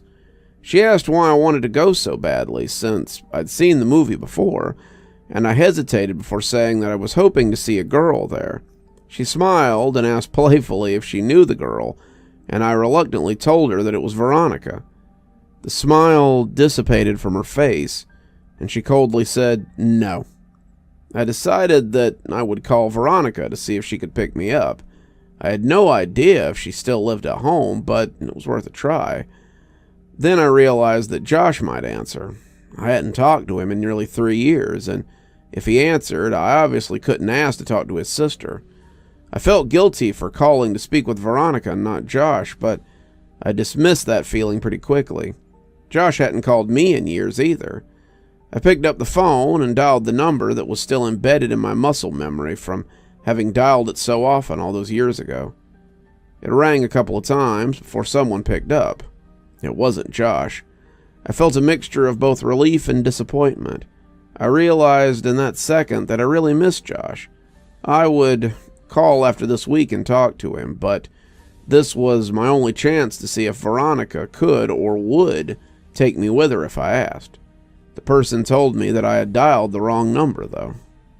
I repeated the number back to her, and she confirmed it. She said they must have changed their number, and I agreed. I apologized for the disturbance and hung up. I was suddenly intensely sad because now I couldn't contact Josh. Even if I had wanted to, I felt terrible for having been afraid that he might answer the phone. He had been my best friend. I realized that the only way I could be put back in touch with him was through Veronica. So now, not that I needed one, I had another reason to see her. I told my mom the day before the movie that I was no longer concerned with going, but I was hoping that she could drop me off at my friend Chris's house. She relented and dropped me off that Saturday, a couple of hours before the movie. My plan was to walk from his house to the theater, since he only lived a half a mile away. They went to church early on Sundays, so his parents would go to sleep early Saturday night, and Chris was fine with not coming with me since he had planned on chatting with the girl he had met online. He said that the walk back to his house would be even lonelier after she laughed in my face when I tried to kiss her, and I told him not to electrocute himself when he tried to have sex with his computer. I left his house at 11:15. I tried to pace myself so I'd get there a little before the movie. I was going by myself, so I didn't want to just hang around there waiting. On the way to the theater, I figured that if Veronica showed up at all, it would be too lucky for us to arrive at the same time, so I debated whether I would wait outside or just go in. Both had its pros and cons. As I thought about it, I noticed that the steady stream of streaking car lights that had been overtaking me had been replaced by a single constant spotlight that refused to pass. The road wasn't illuminated by street lights, so I was walking in the grass with the road about 2 feet to my left. I stepped a little more to my right and craned my neck over my shoulder to see who was behind me. A car had stopped about 10 feet behind me. All I could see were the violently bright headlights that were cutting through the otherwise Stygian surroundings. I thought that it might be one of Chris's parents. Maybe they had come to check in on us and seen that I was gone. It wouldn't have taken much pressing for Chris to confess. I took one step towards the car, and it broke its pause and started driving towards me at a slow pace. It passed me, and I saw that it wasn't Chris's parents, or any car that I recognized for that matter. I tried to see the driver, but it was too dark, and my pupils had shrunk when faced with the blinding lights from the car just a moment ago. They adjusted enough so that I could see a tremendous crack in the back window of the car as it drove away. I didn't think much of the whole affair. Some people find it fun to scare other people. I'd often hid around corners and jumped out at my mom, after all. I timed it just right and got there about 10 minutes before the movie. I had decided to wait outside until around 11:57, since that would give me time to find her inside if she was already in. As I was considering the possibility that she might not show up, I saw her, but she was alone, and she was so beautiful. I waved to her and walked to close the distance. She smiled and asked if my friends were already inside. I said that they weren't and realized that must seem like I was trying to make this a date. She didn't seem bothered by that, nor was she bothered when I handed her the ticket that I'd already bought. She looked at me quizzically, and I said, "Don't worry, I'm rich." She laughed, and we went inside. I bought us popcorn and a couple of drinks, and spent most of the movie debating whether or not I should time reaching my hand into the popcorn bucket, so, we could touch hands. She seemed to enjoy the movie, and before I knew it, it was over. We didn't linger in the theater, and because it was a midnight show, we couldn't loiter in the lobby either, so we walked outside. The parking lot of the theater was pretty big. It was connected to a mall that had gone out of business a long time ago. Not wanting the night to be over yet, I continued the conversation while casually walking towards the old mall. As we were about to round the corner and leave the theater out of sight, I looked back and saw that her car wasn't the only one left in the parking lot. The other one had a large crack in the back window.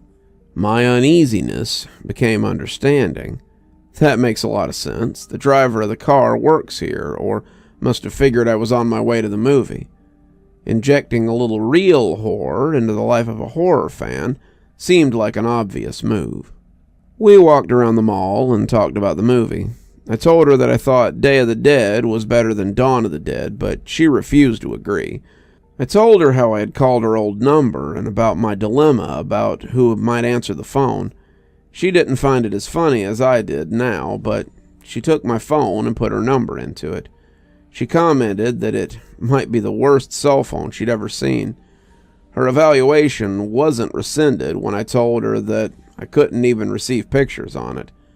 I called her so that she'd have my number, and she programmed it in. She told me that she was graduated, but she hadn't done well in school so far that year, so she wasn't sure if she was even going to college. I told her to attach a picture of herself to the application, and they'd get her in right away. She didn't laugh at that one, and I thought she might be offended. She might have thought I was implying that she couldn't get in on her own intelligence. I nervously glanced at her, and she was just smiling, and even in the poor light, I could see that she was blushing. I wanted to hold her hand, but I didn't. As we walked down the final side of the mall, back around to the theater, I asked her about Josh. She told me that she didn't want to talk about it. I asked her if he was at least doing all right, and she said, I don't know. I figured Josh must have taken a wrong turn somewhere and started getting into trouble. I felt bad. I felt guilty. As we approached the parking lot, I noticed that the car with the cracked back windshield was gone, and that her car was now the only one in the parking lot. She asked me if I needed a ride, and even though I really didn't, I said I'd appreciate it. I had drunk my whole soda during the movie, and all that walking was putting pressure on my bladder. I knew that I could wait until I got back to Chris's, but I had decided that I was going to try to kiss her when she dropped me off, and I didn't want this biological nagging to rush me out of the car. This would be my first kiss. I could think of no ruse to conceal what I needed to do. The theater had long closed, and I only had one option. I told her I was going to go behind the theater to piss, but that I'd be back in 2 shakes. It was obvious that I thought this was hilarious, and she seemed to laugh more at how funny I found it than how funny it actually was.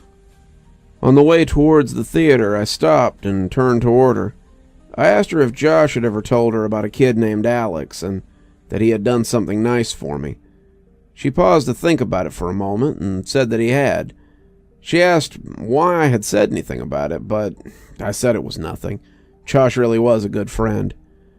When I went to go behind the theater, I realized that there was a chain-link fence extending off and running parallel to the wall of the building. From where I was standing, she could still see me, and the fence seemed to stretch on endlessly. I thought I might just hop it and duck out of sight and return as quickly as I could. It may have been too much of an effort, but I thought it polite. I climbed the fence and walked just a little ways until I was out of sight, and I took my piss. For a moment, the only sounds were the crickets in the grass behind me and the collision of liquids on the cement. These sounds were overpowered by a noise that I can still hear when it's quiet, and there's no other noise to distract my ears. In the distance, I heard a faint screeching which quickly subsided, only to be replaced by a cascade of thunderous vibrations. I realized quickly enough what it was. It was a car. The growling of the engine got louder, and then I thought, no, not louder, closer. As soon as I realized this, I started back towards the fence, but before I could get very far, I heard a brief scream that cut off far too soon, and the roar of the engines terminating in a deafening thud. I started running, but after only 2 or 3 steps, I was tripped by a loose piece of stone, and I fell hard and fast onto the concrete, my head striking the corner of a chair as I fell. I was dazed for about 30 seconds, but the renewed rumbling of the engine drew my senses back, and my equilibrium was restored by the adrenaline. I redoubled my efforts. I was worried that whoever had crashed the car might be harassing Veronica. As I was climbing over the fence, I saw that there was only one car left in the parking lot. I didn't see any evidence of a crash. I thought that I might have misjudged its direction or proximity. As I ran towards Veronica's car, and as my orientation changed, I saw what the car had hit. My legs stopped working almost completely. It was Veronica.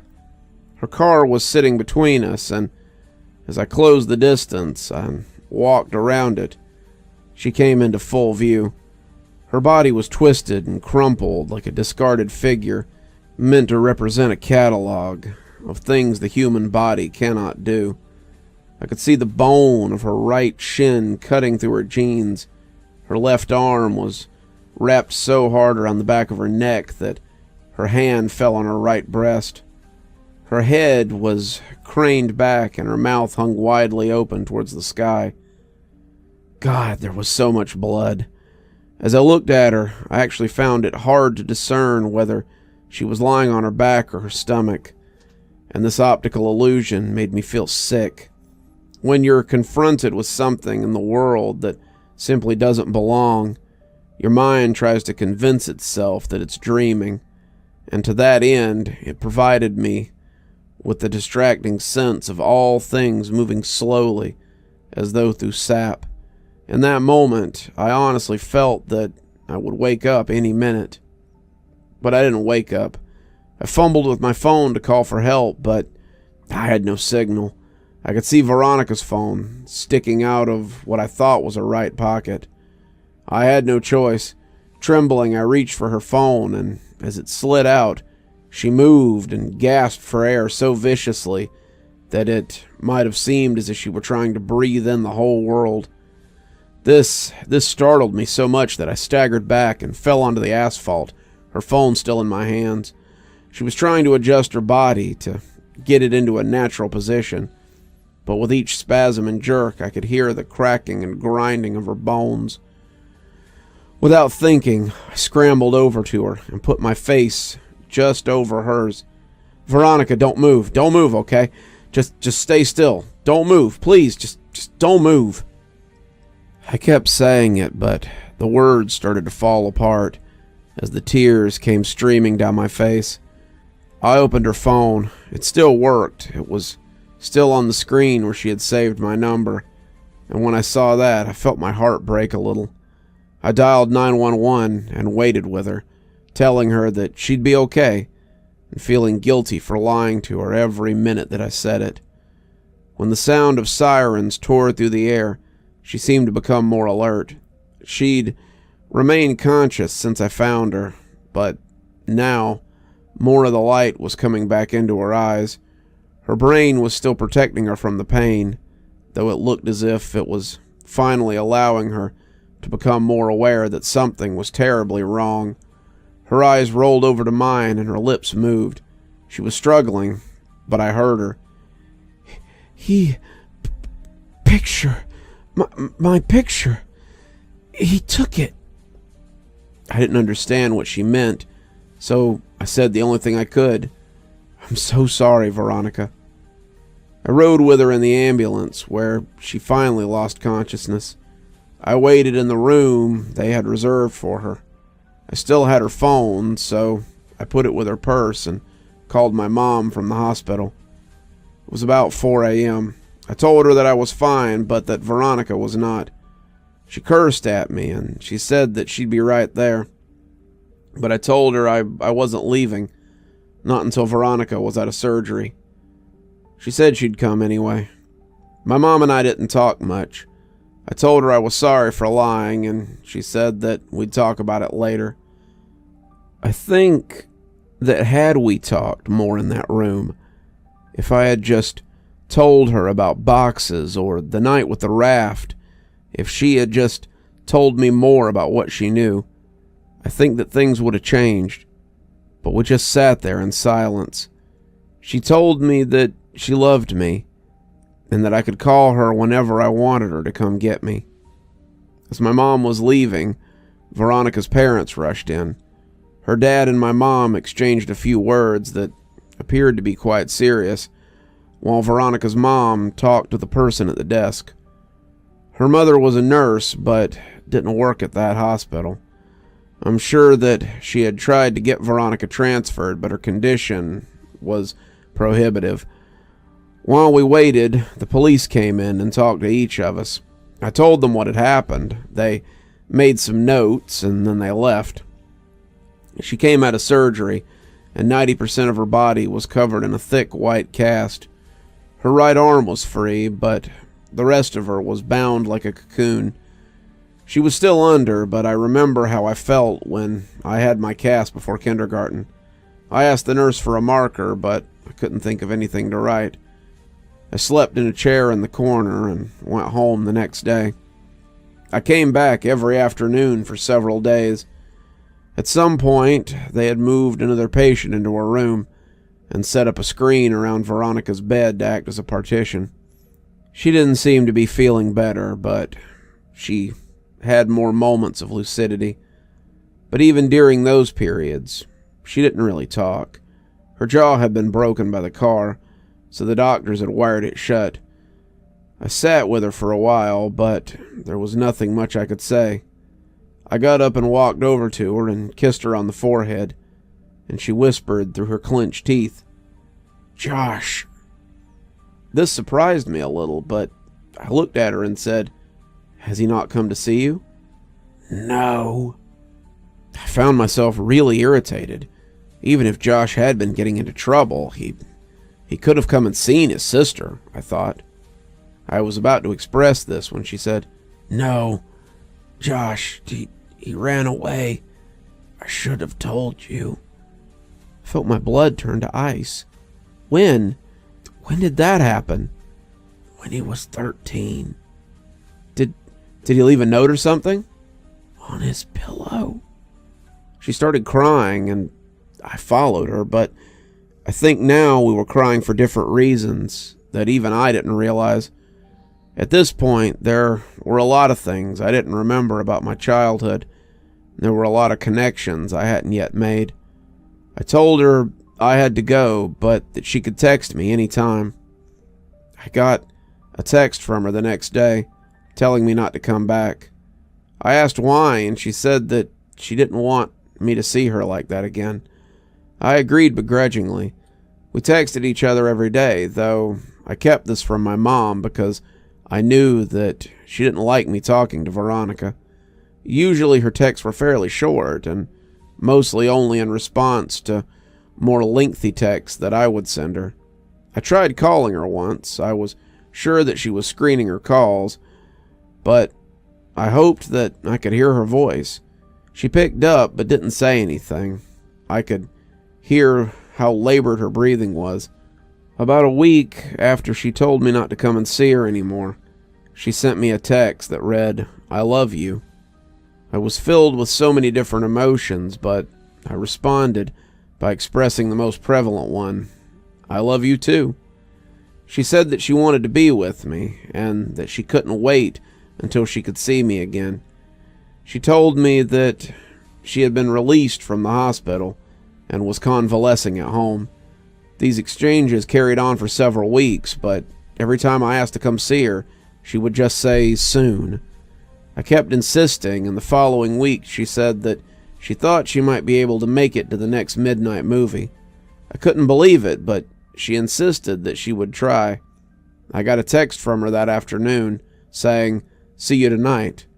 I got Ryan to drive me since Chris's parents had found out what had happened and said I wasn't welcome at their house anymore. I explained to Ryan that she might be in a bad way, but that I really cared about her, so to give us some space. He accepted that, and we headed down there. Veronica didn't show. I'd saved her a seat, and it was right next to the exit, so she could get in and out easily. But 10 minutes into the movie, a man slid into the chair. I whispered, "Excuse me, the seat's taken." but he didn't respond at all. He just stared ahead at the screen. I remember wanting to move because there was something wrong with the way that he was breathing. I forfeited because I realized that she wasn't coming. I texted her the next day, asking if she was all right, and inquired as to why she didn't show the previous night. She responded with what would turn out to be the last message that I would receive from her. She simply said, "See you again soon." She was delirious, and I was worried about her. I sent her several replies, reminding her about the movie and saying it was no big deal, but she just stopped replying. I grew increasingly upset over the next few days. I couldn't reach her at her home because I didn't know what the number was. I wasn't even sure where she lived. My mood became increasingly depressed, and my mother, who had been really nice as of late, asked me if I was okay. I told her that I hadn't heard from Veronica in days, and I felt all the warmth leave her. "What do you mean?" "She was supposed to meet me at the movies yesterday. I know it's only been 3 weeks since she got hit, but she said that she would try to come, and after that she just stopped talking to me altogether. She must really hate me." She looked confused, and I could read on her face that she was trying to tell if my mind had simply broken. When she saw that it hadn't, her eyes began to water, and she pulled me towards her, embracing me.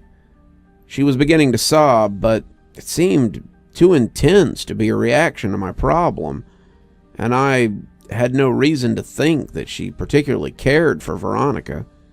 She drew in a shuddering breath and then said something that still makes me nauseous, even now. "Veronica's dead, sweetheart. I thought you knew. She died on the last day you visited her." "Oh, baby, she died weeks ago." She had completely broken down, but I knew it wasn't because of Veronica. I broke the embrace and staggered backwards. My mind was swimming. This wasn't possible. I'd just exchanged messages with her yesterday. I could only think to ask one question, and it was probably the most trivial I could ask. Then why was her phone still on? She continued sobbing, unable to answer. I exploded. Why did it take them so long to shut off her goddamn phone? Her crying broke enough to mutter, "The pictures." I would come to find out that her parents thought that her phone had been lost in the accident, despite the fact that I had put it in her purse the night that she was brought to the hospital. When they retrieved her belongings, the phone had not been among them. They intended to contact the phone company at the end of the billing cycle and deactivate the line, but they received a call informing them of a mass impending charge for hundreds of pictures that had been sent from her phone. Pictures that were all sent to my phone. Pictures that I never got because my phone couldn't even receive pictures. They learned that they were all sent the night after she died. They deactivated the phone immediately. I tried not to think about the content of those pictures, but I remember wondering for some reason whether I would have been in any of them. My mouth went dry, and I felt the painful sting of despair as I thought about the last message I had received from her phone. "See you again soon." On the first day of kindergarten, my mother had elected to drive me to school. We were both nervous, and she wanted to be there with me all the way up to the moment I walked into class. It took me a bit longer to get ready in the morning due to my still mending arm. The cast came up a couple of inches past my elbow, which meant that I had to cover my entire arm with a specially designed latex bag when I showered. The bag was built to pull tight around the opening in order to seal out any water that might otherwise destroy the cast. I'd gotten really adept at cinching the bag myself. That morning, however, due to my excitement or nervousness, I hadn't pulled the strap tight enough, and halfway through my shower, I could feel water pooling inside the bag around my fingers. I jumped out and tore the latex shield away, but I could feel the previously rigid plaster had become softer after absorbing the water. Because there's no way to effectively clean the area between your body and the cast, the dead skin that would normally have fallen away just sits there. When stirred by the moisture like sweat, it emits an odor. Apparently, this odor is proportionate to the amount of moisture induced, because soon after I began to attempt to dry it, I was struck by the powerful stench of rot. As I continued to frantically rub it with a towel, it began to disintegrate. I was growing increasingly distressed.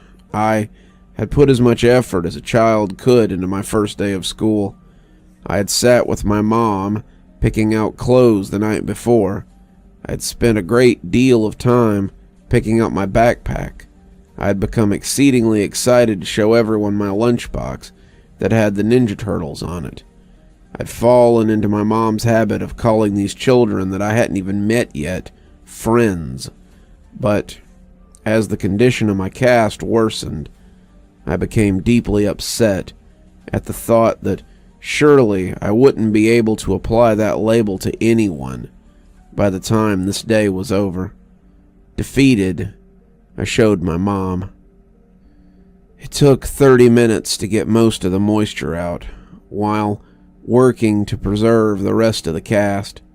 To address the problem of the smell, my mom cut slivers of a bar of soap and slid them into the cast, and then rubbed the remainder of the soap on the outside in an attempt to camouflage the rancid smell inside of it with a more pleasing one. By the time we arrived at the school, my classmates were already engaged in their second activity, and I was shoehorned into one of the groups. I wasn't made very clear on what the guidelines of the activity were, and within about 5 minutes, I'd violated the rules so badly that each member of the group complained to the teacher and asked why I had to be in their group. I'd brought a marker to school in hopes that I could collect some signatures or drawings on my cast next to my mother's, and I suddenly felt very foolish for having even put markers in my pocket this morning. Kindergartners had the lunchroom to themselves at my elementary school, but some of the tables were off limits, so I didn't have to sit alone. I was self-conscious, picking at the fraying ends of my cast, when a kid sat across from me. "I like your lunchbox," he said. I could tell he was making fun of me, and I grew a little bit angry. In my mind, that lunchbox was the last good thing about my day. I didn't look up from my arm, and I felt a burning in my eyes from the tears that I was holding back. I looked up to tell the kid to leave me alone, but before I could get the words out, I saw something that made me pause. He had the exact same lunchbox. I laughed. "I like your lunchbox too." "I like Michelangelo. He's the coolest," he said, while miming nunchuck moves. I was in the middle of my rebuttal by saying that Raphael was my favorite when he knocked his open carton of milk off the table and onto his lap.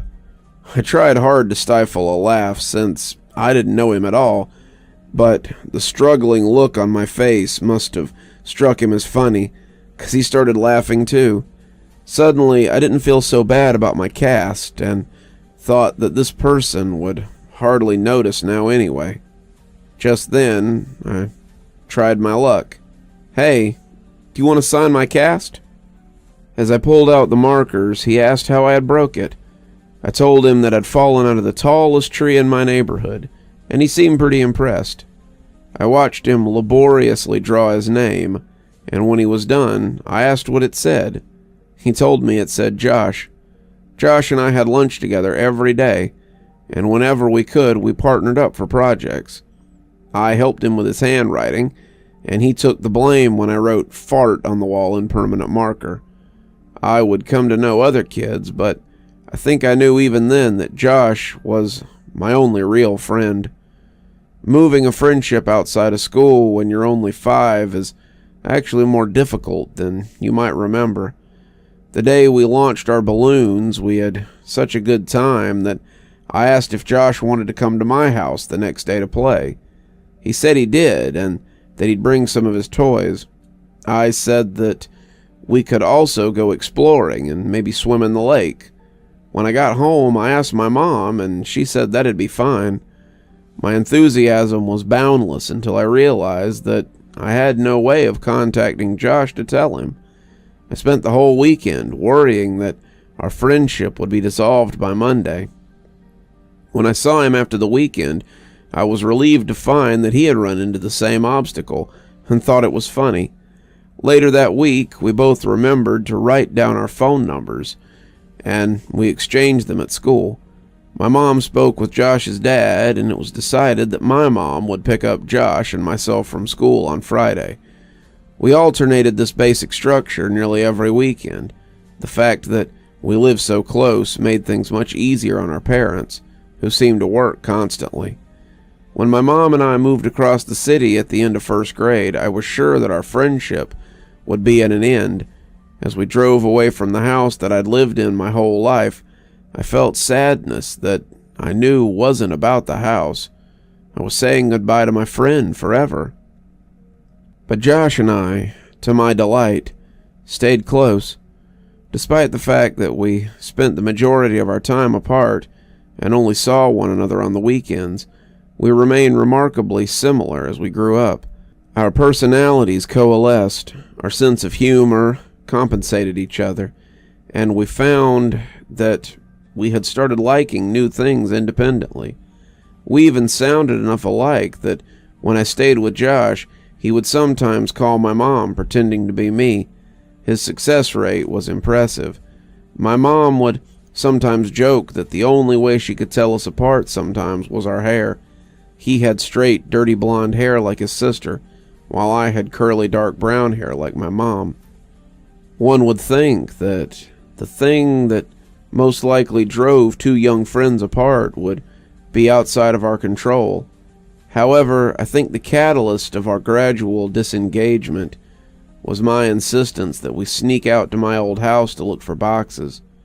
The next weekend, I invited Josh over to my house, in keeping with our tradition of alternating houses, but he said he wasn't really feeling up to it. We started seeing less and less of one another over the next year or so. It had gone from once a week to once a month to once every couple of months. For my 12th birthday, my mom threw a party for me.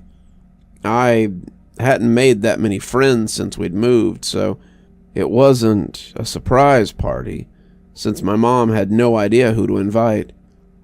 I told the handful of kids I'd become acquainted with and called Josh to see if he wanted to come. Originally, he said he didn't think he could make it, but the day before the party, he called me to say that he'd be there. I was really excited because I hadn't seen him in several months. The party went pretty well. My biggest concern was that Josh and the other kids wouldn't get along, but they seemed to like each other well enough. Josh was surprisingly quiet. He hadn't brought me a gift, and he apologized profusely for it. I told him it wasn't a big deal. I was just glad that he was able to make it. I tried to start several conversations with him, but they seemed to keep reaching dead ends. I asked him what was wrong. I told him that I didn't get why things had become so awkward between us. They were never like that before. We used to hang out almost every weekend and talk on the phone every couple of days. I asked him what had happened to us. He looked up from staring at his shoes and just said, "You left." Just after he said that, my mom yelled in from the other room that it was time to open presents. I forced a smile and walked into the dining room as they sang "Happy Birthday." There were a couple of wrapped boxes and a lot of cards since most of my extended family lived out of state. Most of the gifts were silly and forgettable, but I remembered that Brian gave me a Mighty Max toy shaped like a snake that I kept for years afterwards. My mom was insistent that I open all the cards that had been brought and thanked each person who had given one, because several years before on Christmas I had torn through the wrapping paper and envelopes with such a fervor that I had destroyed any possibility of discerning who had sent which gift or what amount of money. We separated the ones that had been sent by mail and the ones that had been brought that day so my friends wouldn't have to sit through me opening cards from people they had never heard of. Most of the ones from my friends just had a few bucks in them, but the ones from my family members usually contained larger bills. One envelope didn't have my name written on it, but it was in the pile, so I opened it. The card had a generic floral pattern on the face, and seemed to be a card that had been received by someone else, and they had recycled it for my birthday, because it was actually a little dingy. I appreciated the idea of a reused card, since I always thought that cards were silly. I angled it so the money wouldn't fall on the floor when I opened it, but the only thing inside was a message that had come printed in the card. I love you. Whoever had given me the card hadn't written anything in it, but they had circled the message in pencil a couple of times. I chuckled a little and said, "Gee, thanks for the awesome card, Mom." She looked at me quizzically and then turned her attention to the card. She told me it wasn't from her and seemed amused as she showed it to my friends, looking at their faces, trying to discern who was playing a joke. None of the kids stepped forward, so my mom said, "Don't worry, sweetheart, at least you know that 2 people love you." She followed that with an extremely prolonged and excruciating kiss on my forehead that transformed the group's bewilderment into hysteria. They were all laughing, so it could have been any of them, but Mike seemed to be laughing the hardest. To become a participant rather than the subject of the gag, I said to him that just because he had given me that card, he shouldn't think that he could kiss me later. We all laughed, and as I looked at Josh, I saw he wasn't smiling. "Well, I think that gift might be a winner, but you have a couple more to open." My mom slid another present in front of me, and I was feeling the tremors of suppressed chuckles in my abdomen as I tore the colorful paper away. When I saw the gift, I had no need to suppress the laughter anymore. My smile dropped as I looked at what I'd been given. A pair of walkie-talkies. "Well, go on, show everyone." I held them up, and everyone seemed to approve, but as I drew my attention to Josh, I could see that he had turned a sickly shade of gray. We locked eyes for a moment, and then he turned and walked into the kitchen. As I watched him dial a number on the corded phone attached to the wall, my mom whispered in my ear that she knew that Josh and I didn't talk much, since our walkie-talkies had been broken, so she thought I'd like it. I was filled with an intense appreciation for my mom's thoughtfulness, but the feeling was easily overpowered by the emotions resurrected by the returning memories that I'd tried so hard to bury. While everyone was eating cake, I asked Josh who he had called. He told me he wasn't feeling well, so he'd called his dad to come and get him. I understood that he wanted to leave, but I told him that I wished he'd hang out more. I extended one of the walkie-talkies to him, but he put a hand up in refusal. Dejected, I said, "Well, thanks for coming. I hope I'll see you before my next birthday." "I'm sorry. I'll try to call you more often. Really, I will," he said. The conversation stagnated as we waited by my door for his dad. I looked at his face. Josh seemed genuinely remorseful that he hadn't made more of an effort. His mood seemed suddenly bolstered by the idea that had struck him. He told me that he knew what he'd get me for my birthday. It'd take him a while, but he thought that I would really like it. I told him it wasn't a big deal, but he insisted. He seemed in better spirits and apologized for being such a drag at my party. He said that he was just tired, that he hadn't been sleeping well. I asked him why that was as he opened the door in response to his dad's honking in the driveway.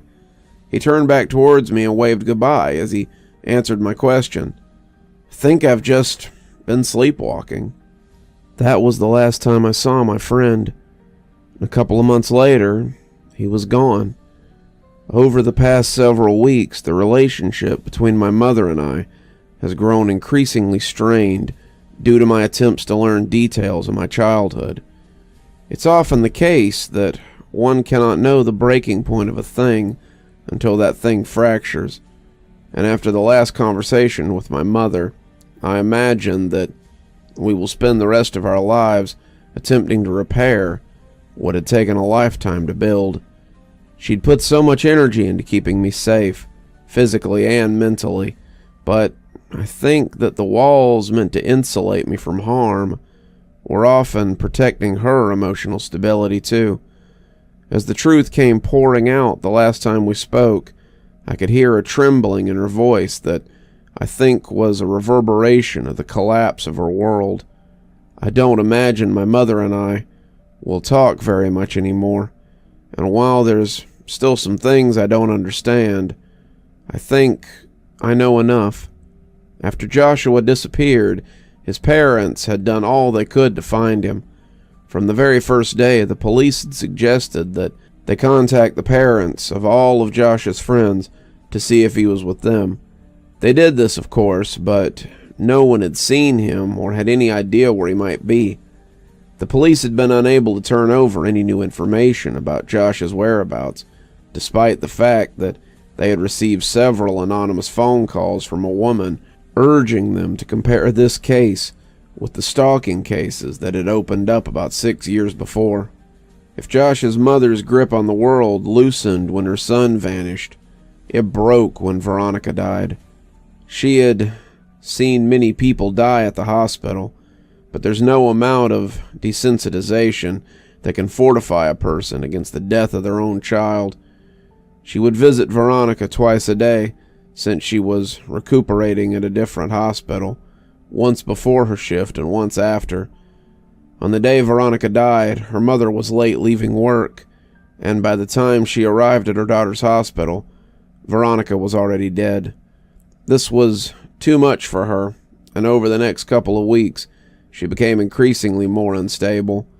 She would often wander outside, yelling for both Josh and Veronica to come home. There were several times her husband found her wandering around my old neighborhood in the middle of the night, half-clothed and frantically searching for her son and daughter. Due to his wife's mental deterioration, Josh's dad could no longer travel for work and began taking construction jobs that were less well-paying so he could be closer to home. When they began to expand my old neighborhood again, about 3 months after Veronica died, Josh's dad applied for every position that was hiring. He was qualified to lead the build site, but he took a job as a laborer, helping to build frames and clean up the site or whatever else was needed. He even took odd jobs that would occasionally come up, mowing lawns and repairing fences, anything that would keep him from traveling. They began clearing the woods in the area next to the tributary to transform the land into inhabitable properties. Josh's dad was tasked with the responsibility of leveling the recently deforested lot, and his job guaranteed him at least several weeks of work. On the third day, he arrived at a spot that he could not level. Each time he'd drive over it, it would remain lower than all the other surrounding areas. Frustrated, he got off the machine to survey the area. He was tempted to simply pack more dirt into the depression, but he knew that that would only be an aesthetic and temporary solution. He had worked construction for years and knew that root systems from large trees had been recently cut down and would often decompose, leaving wetness in the soil that would manifest as wetness in the foundation above. He weighed his options and elected to dig a little more with his shovel in case the problem was shallow and it could be fixed without needing a machine that would have to be brought over from another site. As my mother described the place, I knew I had been at that spot both before the soil had been broken and before it had been filled in again. I felt a tightness in my chest. He dug a small hole about 3 feet deep, until his shovel collided with something hard. He smashed his shovel against it repeatedly in an attempt to gauge the thickness of the root and the density of the network, when suddenly his shovel plunged through the resistance. Confused, he dug the hole wider. After about half an hour of excavating, he found himself standing on a brown blanket-covered box, about 7 feet long and about 4 feet wide. Our minds work to avoid dissonance. If we hold a belief strongly enough, our mind will forcefully reject conflicting evidence so that we can maintain the integrity of our understanding in the world. Up until the next moment, despite what all sense would have indicated, despite the fact that some small but suffocating part of him understood what was supporting the weight, this man believed he knew his son was still alive. My mom received a call at 6 p.m. She knew who it was, but she couldn't understand what he was saying. But what she did comprehend made her leave immediately. "Down here, now, son, please, God." When she arrived, she found Josh's dad sitting perfectly still with his back to the hole. He was holding the shovel so tightly that it seemed like it might snap, and he was straining, staring straight ahead with his eyes that looked as lifeless as a shark's. He wouldn't respond to any of her words, and only reacted when she tried to gently take the shovel from him. He dragged his eyes slowly to hers and just said, "I don't understand." He repeated this as if he had forgotten all other words, and my mother could still hear him muttering as she walked past him to look into the hole. She told me she wished that she had gouged her eyes out before she faced downward into that crater, and I told her that I knew what she was about to say and that she didn't need to go on. I looked at her face, and it was expressing a look of such intense despair that it caused my stomach to turn.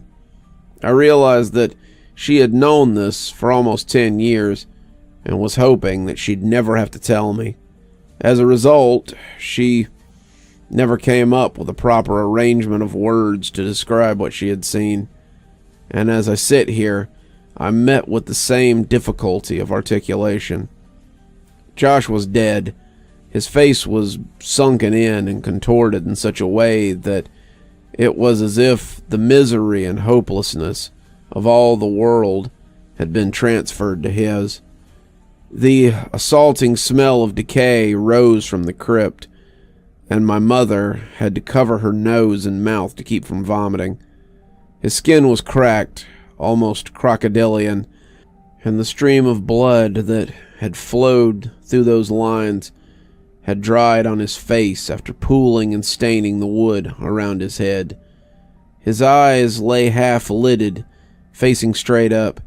She said by the look of him that he'd not been long dead, and thus time had not brought the mercy of degradation to erase the pain and terror that were now etched on that face. She said it was as if he had fixed his gaze right on her, his open mouth offering an all-too-late plea for help.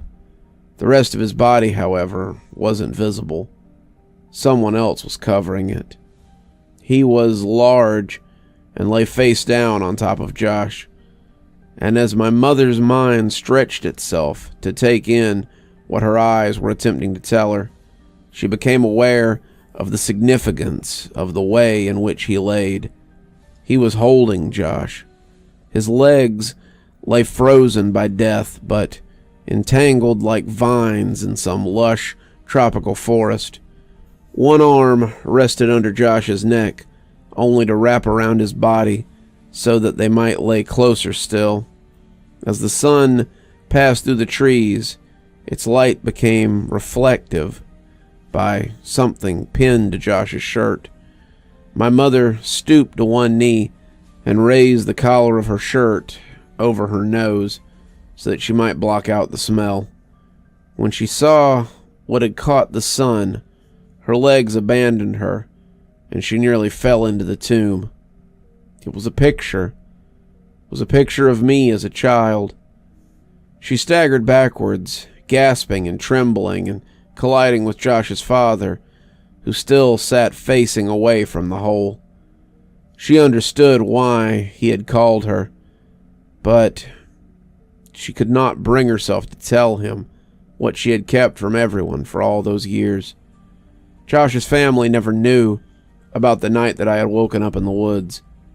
She knew now that she should have told them, but to tell them would have helped nothing. As she sat there, resting her back against Josh's dad's, he spoke. I can't tell my wife. I can't tell her that her little boy. His speech staggered in fits as he pressed his wet face into the dirt that caked his hands. She couldn't bear it. After a moment he stood up, still shuddering and lumbering towards the grave. With a final sob, he stepped down into the coffin. Josh's dad was a big man, but not as big as the man in the box. He grabbed the back of the man's collar and pulled him out.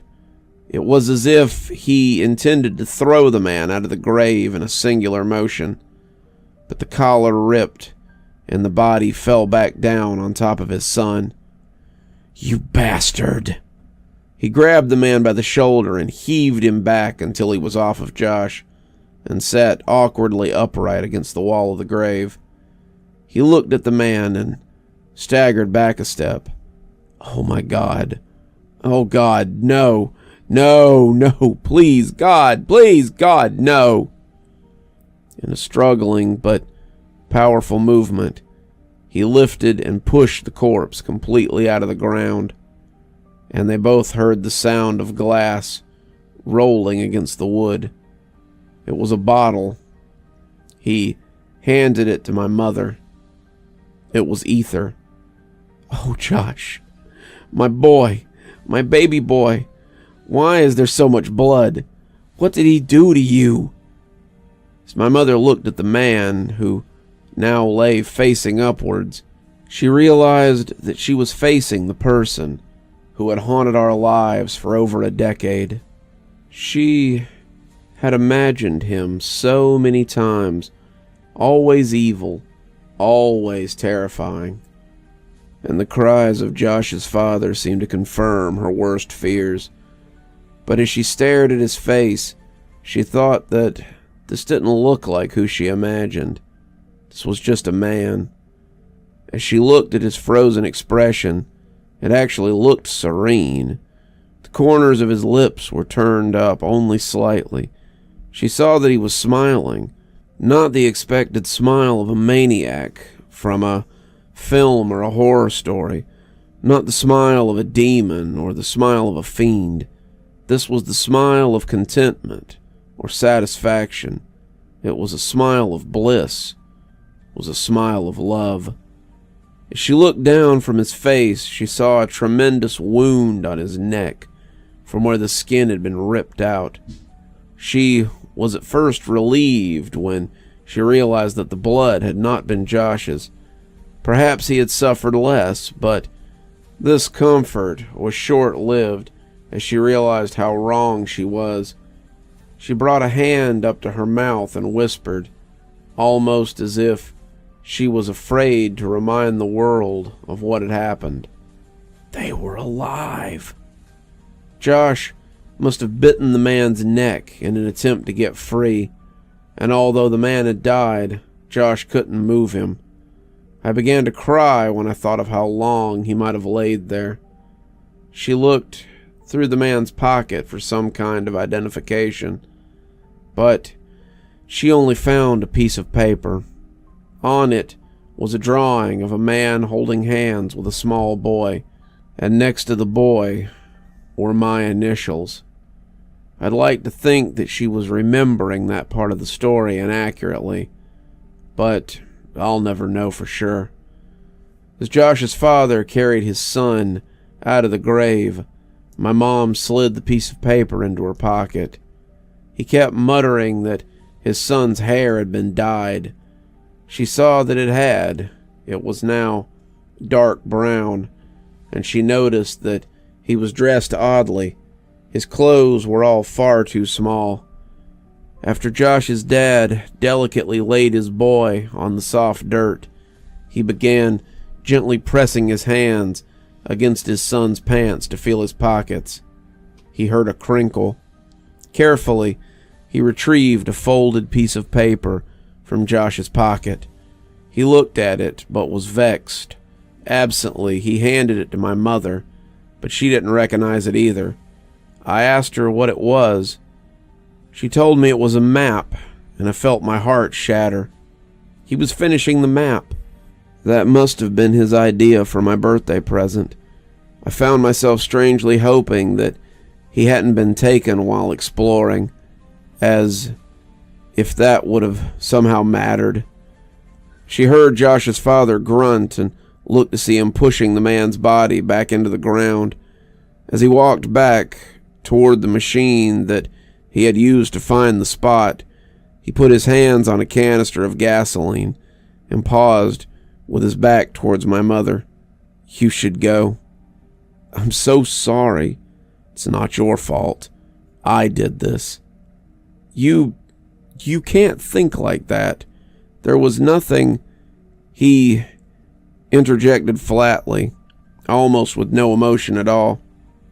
"About a month ago, a guy approached me as I was cleaning up the site on the new development a block over. He asked me if I wanted to make some extra money, and because my wife was not working right then, I accepted. He told me that some kids had dug a bunch of holes on his property, and he offered me $100 to fill them in. He said that he wanted to take some pictures for the insurance company, but if I came about 5 p.m. the next day, that would be fine. I thought the guy was a sucker, since I knew clearing that lot was coming up, so someone would have had to do it anyway. But I needed the money, so I agreed. I didn't think he even had $100, but he put the bill in my hand, and I did the job for him that day. I've been so exhausted that I didn't think about it until after I was done. I didn't think about it until today, when I pulled that guy off my son." He pointed at the grave, and his emotions started to push through as he broke into a sob. "He paid me $100 so I would bury him with my boy." It was as if saying it aloud forced him to accept what had happened, and he collapsed onto the ground in tears. My mother could think of nothing to say and stood there in silence for what felt like a lifetime. She finally asked what he would do about Josh. "His final resting place won't be here. Not with this monster." As she looked back, when she reached her car, she could see black smoke billowing and diffusing against the amber sky, and she hoped against all hope that Josh's parents would be okay. I left my mom's house without saying much else. I told her that I loved her and that I would talk to her soon, but I don't know what soon means for us. I got in my car and just left. I understand now why the events of my childhood had stopped years ago. As an adult, I now saw the connections that were lost on a child who tends to see the world in snapshots rather than sequence. I thought about Josh. I loved him then. I love him even now. I miss him more now that I know I'll never see him again, and I find myself wishing that I had hugged him the last time I saw him. I thought about Josh's parents, how much they had lost and how quickly that loss had come. They don't know about my connection to any of this, but I could never look them in the eye. I thought about Veronica. I'd only really come to know her later in my life, but for those brief few weeks, I think I really loved her. I thought about my mom. She had tried so hard to protect me, and was stronger than I would ever be. I tried not to think about the man and what he had done with Josh for more than 2 years. Mostly, I just thought about Josh. Sometimes I wished that he had never sat across from me that day in kindergarten, that I'd never known what it was like to have a true friend. Sometimes I like to dream that he's in a better place, but that's only a dream, and I know that.